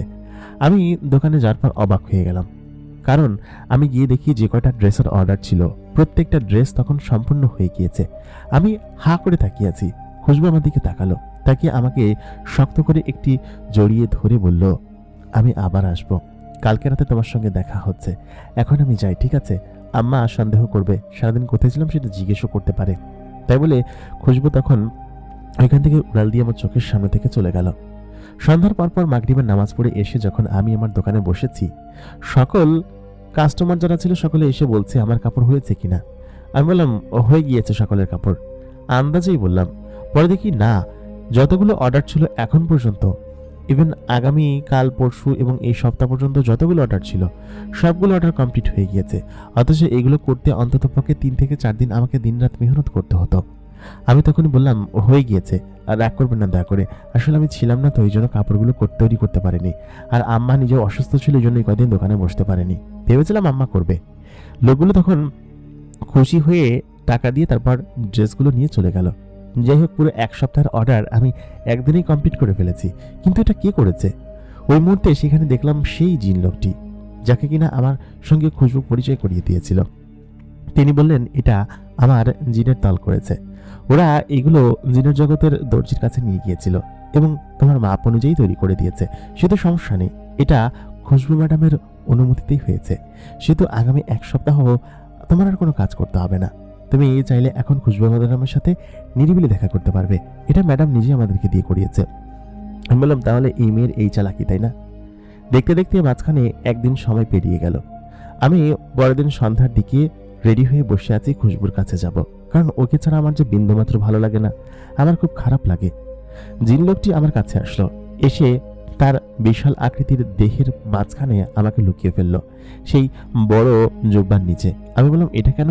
জিন লোকটি বলল, যাত্রাপথে অনেক মানুষের সঙ্গে, অনেক জিনের সঙ্গে আমার দেখা হবে, সেই সমস্ত জিনের জায়গা তোমাকে না দেখে ফেলে, সেজন্য এই ব্যবস্থা। তারপর জিন লোকটি উঠতে শুরু করলো। তার গতি খুব বেশি না, ধীর গতিতে ওড়েছে। অনেকটা সময় পার হলো, প্রায় 20 মিনিটের মতো। অন্যান্য সময় হলে খুশবু আমাকে কয়েক সেকেন্ডের মধ্যে আমার বাড়িতে নামিয়ে দিয়ে যায়, তবে এই জিনটি খুব ধীর গতি সম্পন্ন। সে আমাকে বলল, চুপচাপ এইখানে বসে থাকো, এত কথা বলো কিসের জন্য? আমি সেখানে বসেছিলাম, তবে সেখানটায় বসে বাইরের পরিবেশটা দেখতে পাচ্ছিলাম না, এই জন্য কেমন কেমন লাগছিল। বেশ খানিক্ষণ ওড়ার পর আমি খুশবুর প্রাসাদের বাহিরে এসে দাঁড়ালাম। আমাকে বারান্দায় নামিয়ে দিয়ে গেল। জিনটা বলল, যাও, ডাকলে আমি চলে আসবো। আমি তখন বারান্দায় এসে দেখি খুশবু তার ডাইনিং টেবিলে বসে সাজছে। থুক্কু, ডাইনিং টেবিল না, ড্রেসিং টেবিলে বসে সাজছে। আমি পেছন থেকে খুশবুর পেছনে গিয়ে দাঁড়ালাম। খুশবু তখন আয়নায় আমাকে দেখে আচমকা আমাকে বলল, কি দেখছো? আমি বললাম, আমার এত সুন্দরী পরী স্ত্রীকে দেখছি, যার চোখ সৌন্দর্য এবং তার ঠোঁট এত সুন্দর কিনা তাকে দেখলে আমার জীবনের সমস্ত কিছুই যেন ভুলে যায়। সে তখন বলল, যা দুষ্টু, আমি এত সুন্দর নাকি? আমাদের জিনের জগতে কত সুন্দর জিন পরী আছে, তারা আমার থেকে অনেক সুন্দর। আমি তখন ওকে পেছন থেকে জড়িয়ে ধরলাম, জড়িয়ে ধরে গলায় এবং তার কানের কাছে চুমো খেলাম। বললো, এরকম করে না তো, আমার খুবই অন্যরকম লাগে। তারপর ও ঘুরে এসে আমার গলায় হাত দিয়ে আমার চোখাচোখি করলো। বলল, এত রোমান্টিকতা ছুটে যাবে। আজকে পাত্রপক্ষের 2 দল জিন আমাদেরকে দেখতে এসেছিল। তারা খুব শীঘ্রই বিয়ের ডেট ফাইনাল করে যাবে এবং এর আগে যে ডেট ছিল সেই ডেটে ও আসলে বিয়ে করতে পারছে না, সময় সম্ভবত পেছাচ্ছে। আমি বললাম, সময় তাহলে একটু পাওয়া যাচ্ছে। তখন ও বলল, সময় পাওয়া যাচ্ছে মানে? তুমি কি আমার সঙ্গে মশকরা করছো? তুমি কবে মার সঙ্গে কথা বলো তো? বিয়ে সম্পূর্ণ হয়ে গেলে তখন তুমি মার সঙ্গে আগেই কথা বলো, আর তা না হলে তুমি আমাকে এখান থেকে নিয়ে যাও। আমি বললাম, না খুশবু, এটা আমি করতে পারবো না। আন্টি আমাকে অনেক বেশি ভালোবাসে, আন্টির বিশ্বাসের সঙ্গে আমি কখনোই খেলতে পারবো না, আমি এটা কখনোই করতে পারবো না। তখন খুশবু আমার দিকে তাকিয়ে আছে, বললো, আচ্ছা ঠিক আছে, যা ইচ্ছে তাই করো। তাই বলে রাগ করে সে তার নিজের বিছানার এখানে চলে গেল। আমি তার পেছন পেছন গিয়ে তার হাত ধরে আছি। বললাম, আজকে চলো না কোথাও একটা যাই, আমার কেন যেন ভালো লাগছে না। আর কালকে তুমি এটা কেন করেছো? সমস্ত কাপড়েরগুলো অর্ডারগুলো কেন তুমি সম্পন্ন করে দিয়েছো? খুশবু তখন বলল, চলো আজকে আপাদের বাড়িতে যাই। আপাদের বাড়িতে তোমাকে নিয়ে যাইনি, সেদিনকে রাস্তায় তোমার সঙ্গে খারাপ ব্যবহার করার জন্য আমি খুবই দুঃখিত। ওই মুহূর্তে খুশবু আমার দিকে তাকালো এবং আমাকে জড়িয়ে ধরে বলল, সত্যি আমি খুব দুঃখিত, আমি ওরকমভাবে আচরণ করা উচিত হয়নি। ওরকমভাবে আচরণ করে সব থেকে বেশি কষ্ট আমি পেয়েছি। আপার সঙ্গে একটু আলোচনা করলে সম্ভবত বিষয়টা ভালো হবে, চলো আপার বাসায় যাই। তাই বলে খুশবু বারান্দায় দাঁড়ালো। তখন আমাকে তার শরীরের সঙ্গে জড়িয়ে ধরে আসমানের দিকে উড়াল দিল। খুশবু যখন আমাকে ধরে নিয়ে উড়ে, তখন আমার কাছে খুব ভালো লাগে। এত সুন্দর পরিবেশের সঙ্গে আমার প্রেমিকার সঙ্গে আমি উড়ছি, বিষয়টা আসলেই খুব ভালো লাগে। অনেকক্ষণ ওড়ার পর আমি এবং খুশবু তাদের প্রাসাদের বারান্দায় গিয়ে দাঁড়ালাম। খুশবুর আপা তখন তার নিজের কক্ষে সাজছিল, দুলাভাই সম্ভবত ছিল না। ওই মুহূর্তে খুশবু তখন তার আপাকে বলল, আপা। তার আপা তাকালো, আমাকে দেখে হক চকিয়ে গেল, বলল, আরে তুই জুবাইরকে এখানে কেন নিয়ে এসেছিস? ওই মুহূর্তে তখন আমি বললাম, আপা কি আর করব বলেন, আপনার বোনের বিয়ে হয়ে যাচ্ছে, এখন আমি কি করব? ও বলছে ওকে নিয়ে ভেগে যেতে, এটা কি কখনো সম্ভব? আন্টি আমাকে কতখানি ভালোবাসে সেটা কিন্তু আপনি জানেন আপা। ওই মুহূর্তে সে বলল, খবরদার এরকম কোনো কিছু করতে যাবি না, আম্মা খুবই কষ্ট পাবে। আর তাছাড়া আম্মার ক্ষমতা অনেক, সে এই জিনরাজের সর্দারিনী, সে চাইলে অনেক কিছুই করতে পারবে। তাছাড়া আমি আসলে ভাবছি, আমাকে একটু ভাবতে দে। তোদের কথাই আজকে ভাবছিলাম যে কিভাবে কি করা যায়, সময় তার বেশি নেই। পাত্রপক্ষ বোধহয় বিয়ের নতুন তারিখ ঠিক করে গিয়েছে, আরও এগিয়েছে। আমি বললাম, কি বলছো? আমি তো এসব বিষয়ে কিছু জানি না। খুশবুর বোন বলল, হ্যাঁ, বিয়ে হওয়ার কথা ছিল তো আগামী মাসের 14 তারিখে, তবে এগিয়ে দিয়ে 1 তারিখ করেছে। তার মানে তোদের হাতে সময় আছে আর মাত্র 2 সপ্তাহ। 2 সপ্তাহের মধ্যে তোদেরকে যা ইচ্ছা তাই করতে হবে। দেখ, হয়তো তোদেরকে পালিয়ে এখান থেকে চিরদিনের জন্য চলে যেতে হবে অন্য কোথাও, সেটা তোরা পারবি কিনা দেখ। কোনো জিন হলে আমি না করতাম না, কারণ জিন হলে তারা যে কোনো স্থানে গিয়েই লুকিয়ে পড়তে পারতো। তবে মানুষ হতে সমস্যা, মানুষের জগতে জিনেরা প্রবেশ করতে পারে এবং খুব সহজেই সেখান থেকে তোদের নিয়ে আসতে পারবে। আর তাছাড়া জুবাইর নিজে এত বড় একটা অপরাধ করবে, আন্টি বিষয়টা মেনে নিবে না। জুবাইরকে আমার মা অনেক বেশি ভালোবাসে। ওই মুহূর্তে আমি বললাম যে সেটা তো আমিও জানি, কিন্তু আন্টিকে কষ্ট দিয়ে আমি এটা করতে চাই না। আমি চাই আন্টিকে আমি বিষয়টা জানাতে। আমি আন্টিকে পছন্দ করি ঠিক আছে, কিন্তু আন্টি আমাকে ছোটবেলা থেকে এত হেল্প করেছে, তার সঙ্গে আমি বিশ্বাসঘাতকতা কিভাবে করি? আমি বরঞ্চ এই বিয়েতে নাই রাজি হই। খুশবু তখন আমাকে মারতে শুরু করলো, বললো, একদম কান ফাটিয়ে ফেলবো। যখন তোমাকে না করেছিলাম তখন তুমি চলে গেলে না কিসের জন্য? পরবর্তীতে এসে আমাকে এত ভালোবাসা জাগিয়ে এখন চলে যাচ্ছ, মেরে ফেলবো একদম একদম। কিন্তু ওর এরকম রাগান্বিত চেহারা দেখে আমি কিঞ্চিত ভয় পেলাম। বললাম, তুমি যেরকম রাখতে পারো তা আজকে প্রথম দেখলাম। খুশবুর দুলাভাই তখন আসলো। আমি দুলাভাইকে সালাম দিলাম। দুলাভাই বিষয়টা জানে। সে বলল, গম্ভীর বিষয়, দেখি কিছু করা যায় কিনা। আমি অবশ্য শাশুড়ি আমার সঙ্গে ওরকম ঘনিষ্ঠভাবে কথা বলতে পারি না, তবে দেখি আব্বাকে দিয়ে কিছু একটা বলানো যায় কিনা। আর তাছাড়া খুশবুকে যে তুমি পছন্দ করো তা আমি আগে থেকেই জানতাম, ছোটবেলা থেকেই তোমাদেরকে দেখে এসেছি। দুলাভাই এবং আপা একে অন্যের সঙ্গে প্রেমের সম্পর্ক ছিল সেই অনেক আগে থেকেই, যখন আমরা ছোট ছিলাম তখন থেকেই। আমরা বিষয়টা জানতাম না, তবে এই চুপি রুস্তাম যে ওরা দুজনে এরকমটা করেছে, আমরা বিষয়টা এই বিয়ের পরবর্তীতে জানতে পারি। খুশবু তখন আমাকে বলল, আচ্ছা ঠিক আছে আপা, তোরা থাক, আমি তাহলে যাই। আপা বলল, কি বলছিস? জোগাড় প্রথমবার আমাদের বাড়িতে এসেছে, ওকে কিছু খেতে দেই, চল বাইরে চল, আমাদের এখানটা একটু ঘুরে ঘুরে দেখবি। আমি বললাম, হ্যাঁ দেখা যায়। খুশবু আমার দিকে রাগান্বিত স্বরে তাকিয়ে আছে, কারণ আপার সঙ্গে দেখা করে খুশবুর আরো বেশি মেজাজ খারাপ হয়েছে। আমার হাত ধরে ও নিজের দিকে হাঁটছিল। প্রাসাদে তখন কেউ নেই। নিচের কক্ষে গিয়ে সেখানে গার্ডেনের একটা বেঞ্চের উপর বসলাম। মাঝখানে টেবিল, টেবিলের উপর ফল এবং নানান ধরনের শরবত সাজানো, সে সঙ্গে মিষ্টি জিলাপিও আছে। এই বাড়িতে মিষ্টি জিলাপি আসে শুধুমাত্র আমাদের মানুষের সঙ্গে যোগসূত্র আছে সেই জন্য। মানুষের জগৎ থেকে জিলাপিগুলো নিয়ে আসে এবং সে সঙ্গে লাড্ডু আছে। আমি সেগুলো খেলাম, খেতে খুবই সুস্বাদু এবং মজাদার। এত মজাদার খাবার এর আগে আমি কখনো কোথাও খাইনি, যে খাবারগুলো মেজদিনে খেয়েছি এখানে। খাওয়া দাওয়া শেষ করে ওদের বাড়ির আশেপাশে বাগান, তারপর পেছনে ঝর্ণা, তারপর পুকুর এবং হরিণের বন দেখালো। সমস্ত কিছুই বেশ ভালো ছিল, তবে আমার কাছে একটাই চিন্তার বিষয়, যে ওই জিন ছেলেটা যে কিনা খুশবুকে বিয়ে করতে আসবে, তাকে কোনোভাবে কি বাগানো যায়? তখন দুলাভাই বলল, এমনটা মোটেই করা যাবে না, ওরা বেশ দুষ্টু প্রকৃতির জিন। তোমার আম্মা যে কি দেখে ওদের সঙ্গে বিয়ে ঠিক করেছে। আচ্ছা যাই হোক, সময় এখনো 2 সপ্তাহ আছে, এত মাথায় প্রেশার দিয়ে লাভ নেই, কোনো না কোনো একটা চিন্তা বের হয়ে যাবে। তারপর খুশবু এবং আমি সেখান থেকে বেরিয়ে আসলাম। আসার পথে ওরা গাড়ি দিয়ে দিতে চাইছিল, তবে আমরা গাড়ি নিলাম না। আমরা জঙ্গলের মাঝখান দিয়ে উড়ন্ত অবস্থায় একটা সুন্দর ঝর্ণার মাঝখানে আসলাম। সেখানে আমি এবং খুশবু একে অন্যের সঙ্গে জড়িয়ে ধরে বেশ খানিকক্ষণ বসে গল্প করলাম। আমি এত টেনশন নিতে পারি না। খুশবু তখন আমাকে বলল, চলো তোমাকে দিয়ে আসি। সেই যাত্রায় আমি আমার দোকানে চলে আসলাম।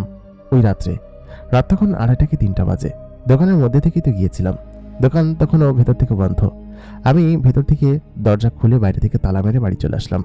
আম্মাকে বললাম আজকে অনেকটা বেলা হয়ে গিয়েছিল, সেই জন্য মূলত হচ্ছে কাজ শেষ করে আসতে আসতে দেরি হয়ে গিয়েছে। আম্মা দোকানে যান অনেকদিন। আম্মা আমাকে বলল, তোর মতিগতি ইদানিং ভালো লাগছে না, আমি বুঝতে পারছি না কোথায় থাকিস, কি করিস। আমি বললাম, আম্মা কিছুই না।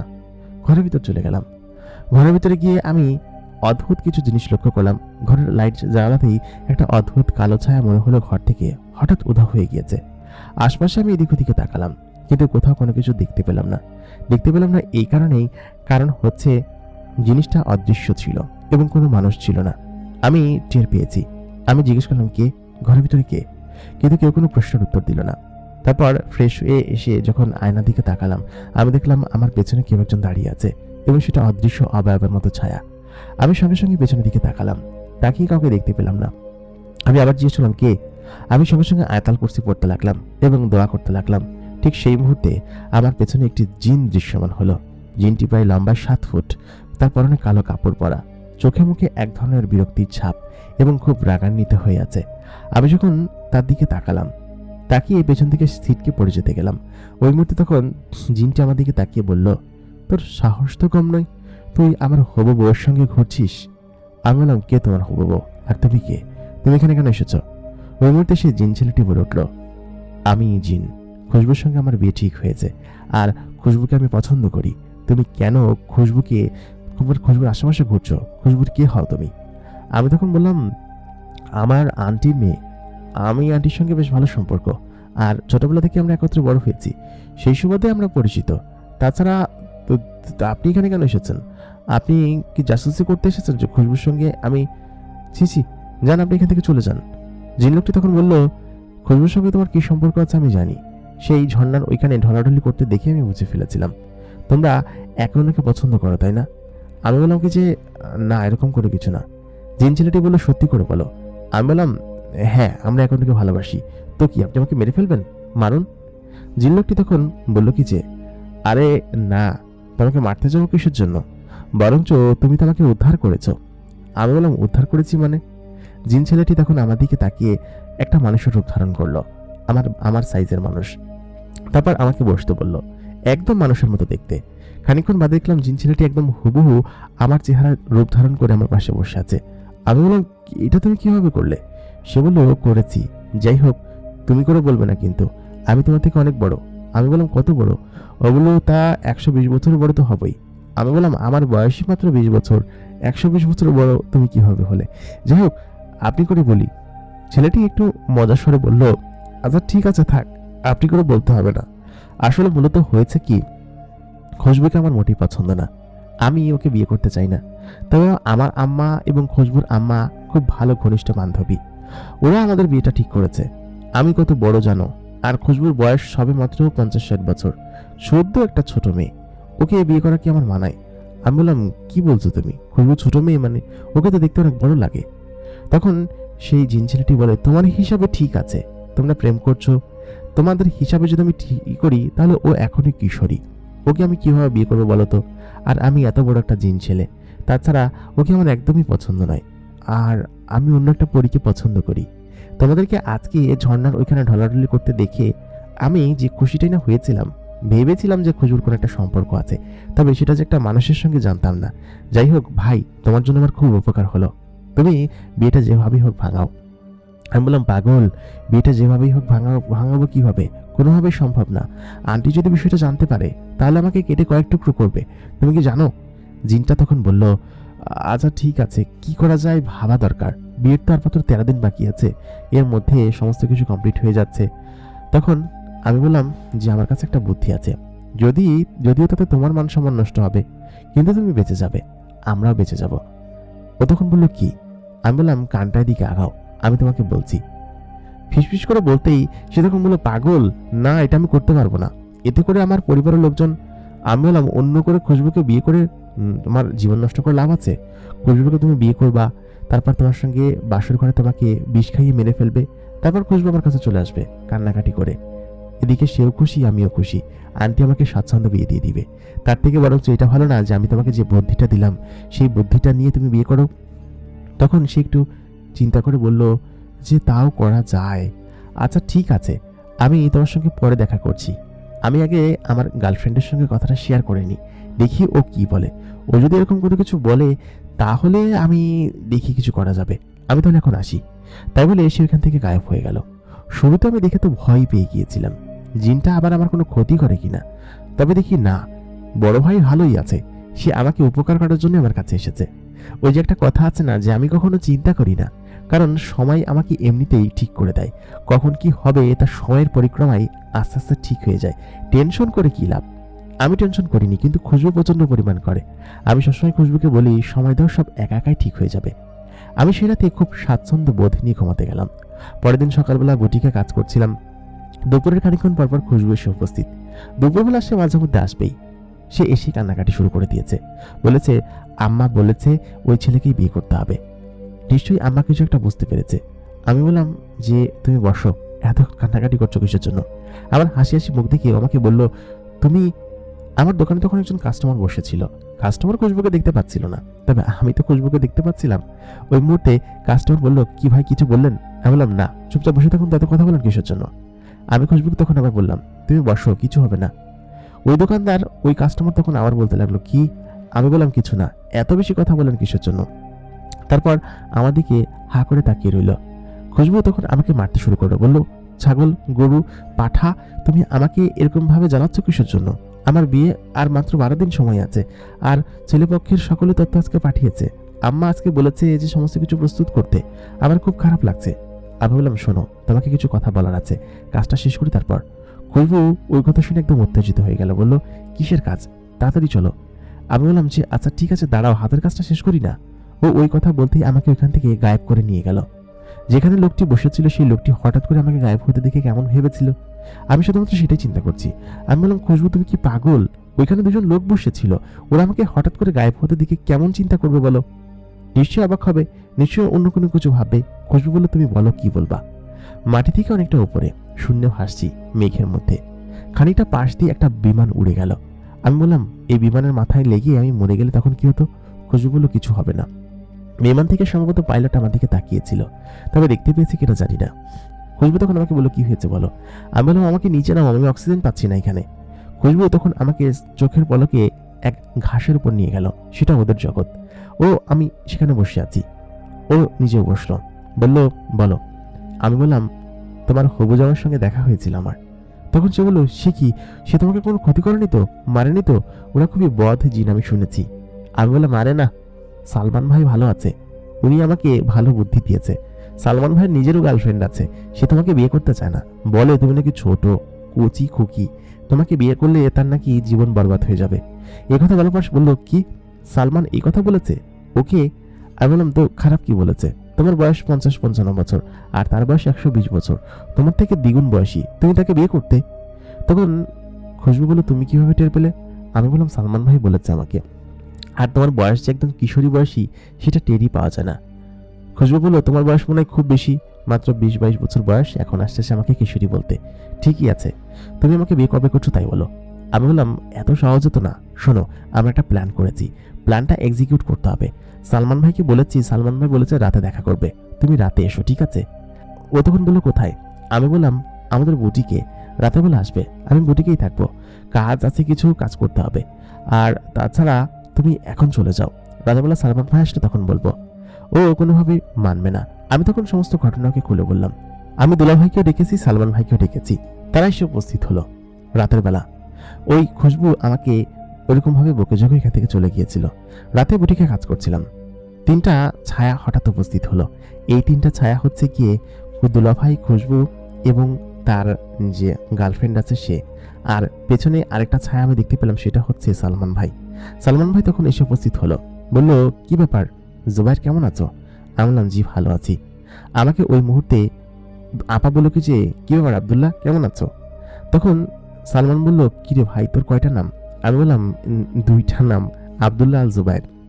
বলল, আচ্ছা ঠিক আছে ঠিক আছে, বসো। এই তোমরা বসো, সকলে বসলো। দুলাভাই আমার পাশে বসলো। ওই মুহূর্তে আমি আমার প্ল্যানের কথা সকলকে বললাম।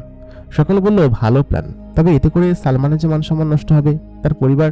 ওই মুহূর্তে তখন বলল, কোনো কিছুই নষ্ট হবে না, আমরা একটা প্ল্যান করেছি, জবরদস্ত প্ল্যান। সেই প্ল্যান এক্সিকিউট হলেই হয়তো সমস্ত কিছু সম্পূর্ণ হবে, এবং সেটা খুব সহজে আমরা করতে পারবো। এবং আমাদের বিয়ের পরে, মানে আমার এবং খুশবুর বিয়ের পরে সেই প্ল্যানটাও হয়ে যাবে, এবং সব একদম পারফেক্টলি কম্বাইন্ড হয়ে যাবে। চিন্তা করো না কোনো কিছু নিয়ে, ঠিক আছে? সকলে তখন হ্যাঁ বলল, এবং সাকসেসফুলি এক্সিকিউট হলো প্ল্যান। তারপর খুশবু আমাকে ওই অবস্থায় সকলের সামনে জড়িয়ে ধরলো, বললো, ছি, কি করছিস খুশবু, দুলাভাই রয়েছে এখানে। ওই মুহূর্তে তখন খুশবু বললো, থাক। তারপর ও আমাকে ওইখান থেকে উড়ন্ত অবস্থায় নিয়ে চলে আসলো। আমাকে খুশবু আসলে অনেক বেশি ভালোবাসে, এত বেশি ভালোবাসা আমি যে কোথায় রাখবো সেটাই আমি ভেবে কোলাতে পারতাম না। ছোটবেলা থেকে খুশবুকে আমি অনেক পছন্দ করতাম, বিয়ে খেতে এসে এরকম একটা পরিবেশ সৃষ্টি হবে তা ভাবতে পারিনি। আপা দুলাভাই সকলে আমাদেরকে পছন্দ করে, শুধুমাত্র আন্টিকে কথাগুলো আমি বলতে পারছিলাম না। দেখি কি হয়, কিভাবে কি হয়। সময় গড়াতে লাগলো, খুশবু এবং আমি আসমানের প্রান্ত দিয়ে উড়ে বেড়াতে লাগলাম, এবং দেখতে দেখতে বিয়ের আগের দিন পর্যন্ত আমাদের সময় এরকম ভাবেই কাটলো। বিয়ের আগের দিন সমস্ত মেহমান খুশবুদের বাড়িতে এসে উপস্থিত হয়েছিল। পুরো বাড়ি যেন বিয়ের সমাগমের সৃষ্টি, এবং এত চমৎকারভাবে পুরো বাড়িটা সাজানো হয়েছে। আগামীকালকে বিয়ে, দুলাভাই এবং খুশবু এবং সে সঙ্গে আপা নিজেও খুব টেনশনে আছে। তবে আমি টেনশনে নেই, কারণ বরই তো আসবে না এখানে, তাহলে বিয়েটা কি হবে? যদি হুট করে বর চলে আসে তাহলে একদম মাঠে মারা পড়ব, খুশবু আমাকে নিজ দায়িত্বে মেরে ফেলবে।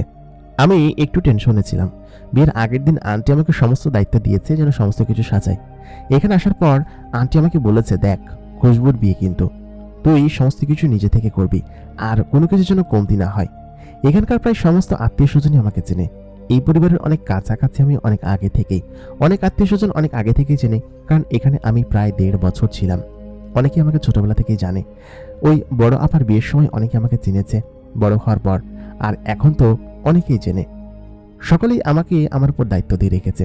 তবে আগামীকালকে যে কি হতে যাচ্ছে সেটা তো আমি জানি। দেখতে দেখতে ওই দিনকে রাত বের হলো। পরের দিন বিয়ের দিন শুরু হলো। সমস্ত মেহমান রেডি, তারা সকলে খাওয়া দাওয়া করছে। বরপক্ষ আসার কথা। দেখতে দেখতে দুপুর গড়িয়ে গেল, দুপুর গড়িয়ে বিকেল, কিন্তু বরপক্ষ আসার কোনো নামগন্ধ নেই। তারপর সন্ধ্যা হয়ে গেল। বরপক্ষের পরিবারের কাছে প্রত্যেকেই খবর পাঠাতে লাগলো, কি ব্যাপার, কি হয়েছে? তখন আন্টি একজন জিন দূত পাঠালো ওই রাজ্যে। জিন্দুত সেখানে পৌঁছালো এবং পৌঁছে তখন জিজ্ঞেস করলো, কি হয়েছে আপনাদের? আপনারা কেন আসছেন না? আপনারা যে এখানে এরকম ভাবে আছেন, ব্যাপারটা কি? ওই মুহূর্তে ওই পক্ষের সব লোকজন বলল যে বরকে খুঁজে পাওয়া যাচ্ছে না। তখন সকলে বলল, বরকে খুঁজে পাওয়া যাচ্ছে না মানে কি হয়েছে? তখন আচমকা ওই জিন্দুটি বলল, তাহলে আমি গিয়ে কি বলবো? বরপক্ষের লোকজন মানে ওই বাড়ির লোকজন বলল, কি আর বলবো বলো, আমার ছেলে কোথায় গিয়েছে কে জানে, কোথায় পালিয়ে গিয়েছে কিভাবে বলবো, আসলে জানি না। সত্যি কথা বলতে ছেলেটা কি বিয়ে করতে চায় না নাকি? রাজি না থাকলে আগে বলে দিত, এরকমটা করার কোনো মানে হয়? ওই মুহূর্তে তখন দত্তি বলল, আমি কি বলবো গিয়ে? তখন সে বললো, তুমি কিছুক্ষণ বসো, দেখি ওকে খুঁজে পাওয়া যায় কিনা। জিন দত্তি অনেকক্ষণ সেখানে অপেক্ষা করলো, তবে কোনো কিছুই হলো না। হঠাৎ করে এই দুজন জিন খবর নিয়ে আসলো, আপনার ছেলে নিশ্চয়ই পালিয়েছে, বিয়েটা করতে চায় না। জিন দত্তি তখন ওইখান থেকে দ্রুত গতিতে ফিরে আসলো মূল রাজ্যে। আন্টির সামনে দাঁড়িয়ে তখন বলল, ছেলেটা বোধহয় আসবে না, সে সম্ভবত পালিয়েছে, কারণ ওদের মুখে কানাঘুষে এরকমটাই শুনছিলাম যে সে বিয়েটা করতে চায় না। কেন করতে চায় না জানি না, তবে ছেলেটা পালিয়েছে, এই বিয়েটা সম্ভবত হবে না। আন্টি তখন ঠাস করে বসে পড়ল। ওই মুহূর্তে আন্টি সকলের দিকে তাকিয়ে আছে, সকল মেহমান আন্টির দিকে তাকিয়ে আছে। আন্টির মান সম্মান সকল কিছু নষ্ট হলো। ওই বাড়ির দুজন আত্মীয় এসেছে, মানে ওই ছেলের সম্ভবত কোনো সম্পর্কের কোনো কিছু হবে। তারা তখন বলল যে আসলে আপা, আমাদের জন্য এমনটা হয়েছে, আমাদের লজ্জায় মাথা কাটা যাচ্ছে, ছেলে যেভাবে পালাবে বুঝতে পারিনি। ওই মুহূর্তে তখন বলল, আমি কি করব? আমার এই পরিবেশটা যে নষ্ট হয়ে গেল, আমার মেয়েকে আমি কিভাবে বিদায় করব? এই অসম্মান আমি কোথায় রাখবো? বাড়ি ভর্তি মেহমান, সকলে যদি এখন বিষয়টা জানতে পারে যে আমার এই মেয়ে এরকম ভাবে তার জামাই পালিয়েছে, বর পালিয়েছে, তখন বিষয়টা ঠিক কি দাঁড়াবে বলেন তো? বিষয়টা কি খুব একটা ভালো হবে? ওই মুহূর্তে সকলেই তখন তাকিয়ে আছে। আমি তখন বললাম, আন্টি, বিষয়টা খুবই খারাপ হয়েছে। তবে আন্টি তখন খুব রেগে আছে। সকলেই তখন বিষয়টা আস্তে আস্তে জানতে পারলো যে এরকম কোনো কিছু একটা হচ্ছে। আসলে খুব খারাপ পরিবেশ, এরকমটা হঠাৎ করে হওয়ার কোনো মানেই হয় না। আন্টি তখন খুব চিন্তিত, বিয়ে বাড়ি পুরো থমকে আছে, আমাদের প্ল্যান মতো সমস্ত কিছু আগাচ্ছে। ঠিক সেই মুহূর্তে যে কথাটা আমি শোনার জন্য অপেক্ষা করেছিলাম সেটাই শুনলাম। আন্টি তখন বলল, যাই হোক, ওই বদমাইশের জন্য অপেক্ষা করে লাভ নাই, আমার ছেলে নেই তো কি হয়েছে, আমার আব্দুল্লাহ তো আছে। ওই মুহূর্তে তখন আন্টি আমাকে বলল, আব্দুল্লাহ, আমি তোর কাছে একটা জিনিস চাই, সেটা হচ্ছে তুই খুশবুকে বিয়ে কর। খুশবু তো ছোটবেলা থেকেই তোকে পছন্দ করে, আর তাছাড়া তোরা একে অন্যকে ছোটবেলা থেকেই চিনিস। আমার মনে হয় না যে তোরা একে অন্যকে বিয়ে করলে কোনো সমস্যা হবে। আমি তখন বললাম, জি আন্টি। তখন আন্টি আমার দিকে তাকালো, তাকিয়ে বলল, তুই না করিস না। আমি তখন মনের মধ্যে একটা শয়তানি হাসি দিলাম, কারণ আমি তো এটাই চাচ্ছিলাম। খুশবু তখন মনে মনে আমার দিকে হা করে তাকিয়ে আছে, কারণ ও নিজেও জানে যে ও এরকম প্ল্যানটাই করেছিল। আমরা দুজনই মনে মনে বেশ খুশি। আর দুলাভাই এবং আপা তারা দূর থেকে দাঁড়িয়ে মুচকি মুচকি হাসছে আর এগুলো দেখছে। প্ল্যানের মোতাবেক এটাই হওয়ার কথা ছিল। চারিদিকে সমস্ত জেনেরা তখন বলল, হ্যাঁ, জুবাইর বেশ ভালো ছেলে এবং ওর সঙ্গে বিয়ে হলে বেশ ভালো হয়। এই বদমাইশ জিনের সঙ্গে বিয়ে না দিয়ে জুবাইরের সঙ্গে বরং দাও, যদিও সে মানুষ, তবে সে মানুষটা বেশ ভালো। ওইখানে আমাকে তখন ভেতর থেকে সাজিয়ে নিয়ে আসা হলো। আন্টির কথা আমি এমনিতে ফেলতে পারতাম না। যদি আন্টি আমাকে এটা বলতো যে জুবাইর, তোকে খুশবুকে বিয়ে করতে হবে, আমি সেটা এক পায়ে মেনে নিতাম, কারণ আন্টির কথা আমি কখনো ফেলতে পারি না, যদি খুশবুর সঙ্গে আমার প্রেমের সম্পর্ক নাও থাকতো। তবে আমরা যে ওকে পছন্দ করি এবং এরকম প্ল্যানটা সাজিয়েছি শুধুমাত্র আমাদের নিজেদের স্বার্থে। তবে আন্টির একটু মাথা কাটা গেল, বিষয়টা একটু খারাপ হয়েছে, তবে বিষয়টা আসলেই বেশ অন্যরকম ব্যাপার। ওই মুহূর্তে তখন আমি বুঝতে পারলাম যে আন্টি আমাদেরকে কতখানি ভালোবাসে। তারপর আমাকে সমস্ত কিছু করে সাজিয়ে এনে যখন মণ্ডপে বসানো হলো বিয়ের ওইখানে, আমি বেশ খুশি ছিলাম এবং ধুমধাম করে ওই দিনকে আমার এবং খুশবুর বিয়ে হয়ে গেল। এবং প্ল্যান মোতাবেক পরবর্তীতে খবর আসলো যে যে ছেলেকে মূলত হচ্ছে গিয়ে চলে গিয়েছিল বা হারিয়ে গিয়েছিল, সেই ছেলেকে অপহরণ করা হয়েছে। একদল জিন খবর পাঠিয়েছে যে তোমার ছেলেকে আমরা অপহরণ করেছি, কারণ তোমাদের ছেলে আমার মেয়ের সঙ্গে বাজে আচরণ করে, বাজেভাবে মেলামেশা করে তাকে ছেড়ে চলে গিয়েছে। আমরা জোর জবরদস্তি করে তাকে বিয়ে দিয়ে দিয়েছি। আমাদের মেয়েকে রেখে ওই ছেলেকে বিয়ে করবে, এটা কখনো সম্ভব না। এই কথা চিন্তা করে তারা ওই জিন ছেলেকে মানে হচ্ছে সালমান ভাইকে তুলে নিয়ে গিয়েছে। এটাও আমার প্ল্যানের অংশ ছিল। ওই দিক দিয়ে সালমান ভাইদেরও বিয়ে হয়ে গিয়েছে। সেই জিনাদের সঙ্গে আমি তখন বললাম, আমি যাব, কি হয়েছে সেটা দেখব। আমি এবং দুলা ভাই দুজনে সেই জিনাদের সঙ্গে গেলাম, কারণ আমি তো জানি সালমান ভাইকে কিভাবে উদ্ধার করে নিয়ে আসতে হবে। আসলে মূলত এরকম কোনো কিছুই না। সালমান ভাই যে জিনকে পছন্দ করে বা যে মেয়েকে পছন্দ করে, সেই মেয়েটা সালমান ভাইয়ের সঙ্গে এমনিতেই চলে আসতে চায়।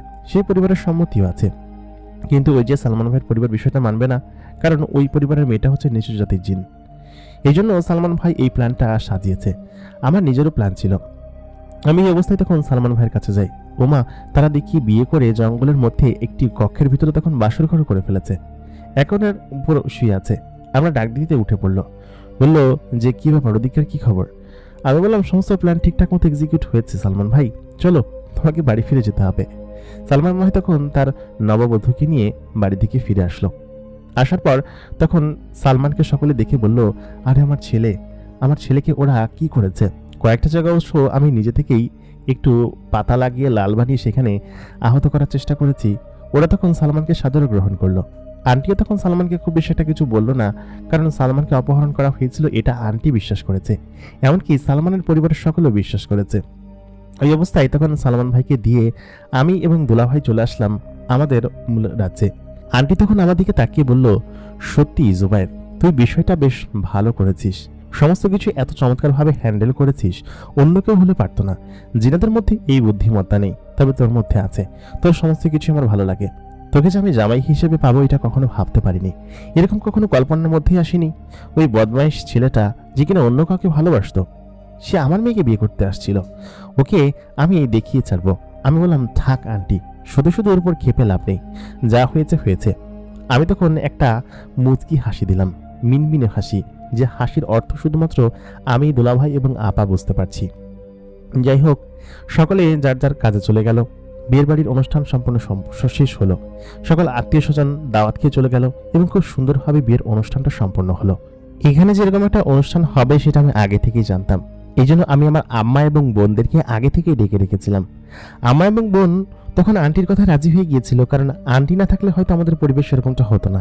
আর আন্টির সঙ্গে আম্মার বেশ ভালো সম্পর্ক ছিল, সেহেতু আন্টিও খুশি, আম্মাও খুশি এবং প্রত্যেকেই খুশি। প্ল্যান মোতাবেক সমস্ত কিছুই এগিয়েছে। তারপর আন্টি আমাকে দোয়া করলো এবং আমার আম্মার কাছ থেকে সালাম এবং সমস্ত কিছু নিয়ে আমরা বাসর ঘরে প্রবেশ করলাম। আমি এবং খুশবু আমার দিকে তাকিয়ে আছে। সে নববধূ সেজে আমার দিকে তাকিয়ে আছে। তাকে দেখতে যে কি সুন্দর লাগছে। আমি তার ঘোমটাটা সরালাম এবং সরিয়ে বললাম, আজকে আমাদেরকে আর কেউ বাধা দিতে পারবে না। আমরা এখন একে অন্যের, কত কষ্ট করেই না একে অন্যকে অর্জন করলাম, তাই না? খুশবু তখন বলল, তুমি আসো এদিকে, তোমাকে দেখাচ্ছি। তুমি অন্য কাউকে বিয়ে করতে চাও, তাই না? আমি বললাম, এটা আবার কখন বললাম? তখন খুশবু বলল কি যে, তুমি বলেছিলে আমাকে প্রপোজ করার আগে, তুমি বলেছিলে বিয়েবাড়িতে আসা এক মেয়েকে নাকি তোমার পছন্দ হয়। দাঁড়াও, তোমার জীবনটা আমি জাহান্নাম করে দিচ্ছি এখনই। সেই মেয়েকে তোমার ভালো লাগে, তাই না? এখন তুমি আমার কাছে এসো শুধুমাত্র। খুশবুকে আমি জড়িয়ে ধরতে গেলাম, কিন্তু সে আমাকে ছাড়িয়ে দিয়ে বলল, একদম মেরে ফেলবো কিন্তু কাছে আসলে। আসলে আমি একটা জিনিস তখন বুঝতে পারলাম, মেয়ে মানুষ হোক বা মেয়ে জিন হোক, তারা হিংসুটে, অন্য কোনো মেয়ের সংস্পর্শ দেখতেই পারে না। আমি কবে না কবে এমন একটা কথা বলেছিলাম, সেই জন্য সে বাসর ঘরে আমাকে তার কাছেই আসতে দিচ্ছে না। অনেকক্ষণ অনেক কথা বলে তাকে মানানোর চেষ্টা করলাম, সে মেনেও গেল। তবে এই বোমা আজীবন আমার জীবনের উপর পড়তে থাকবে, আমি সেটা খুব ভালোভাবে জানি। আমি খুশবুকে জড়িয়ে ধরলাম। হঠাৎ করে চারিদিকটা অন্ধকার হয়ে গেল এবং আমাদের জীবন শুরু হলো এক নতুন অধ্যায়, এবং আমরা একে অন্যকে ভালোবেসে এভাবেই আজীবন হয়তো থেকে যেতে চাই।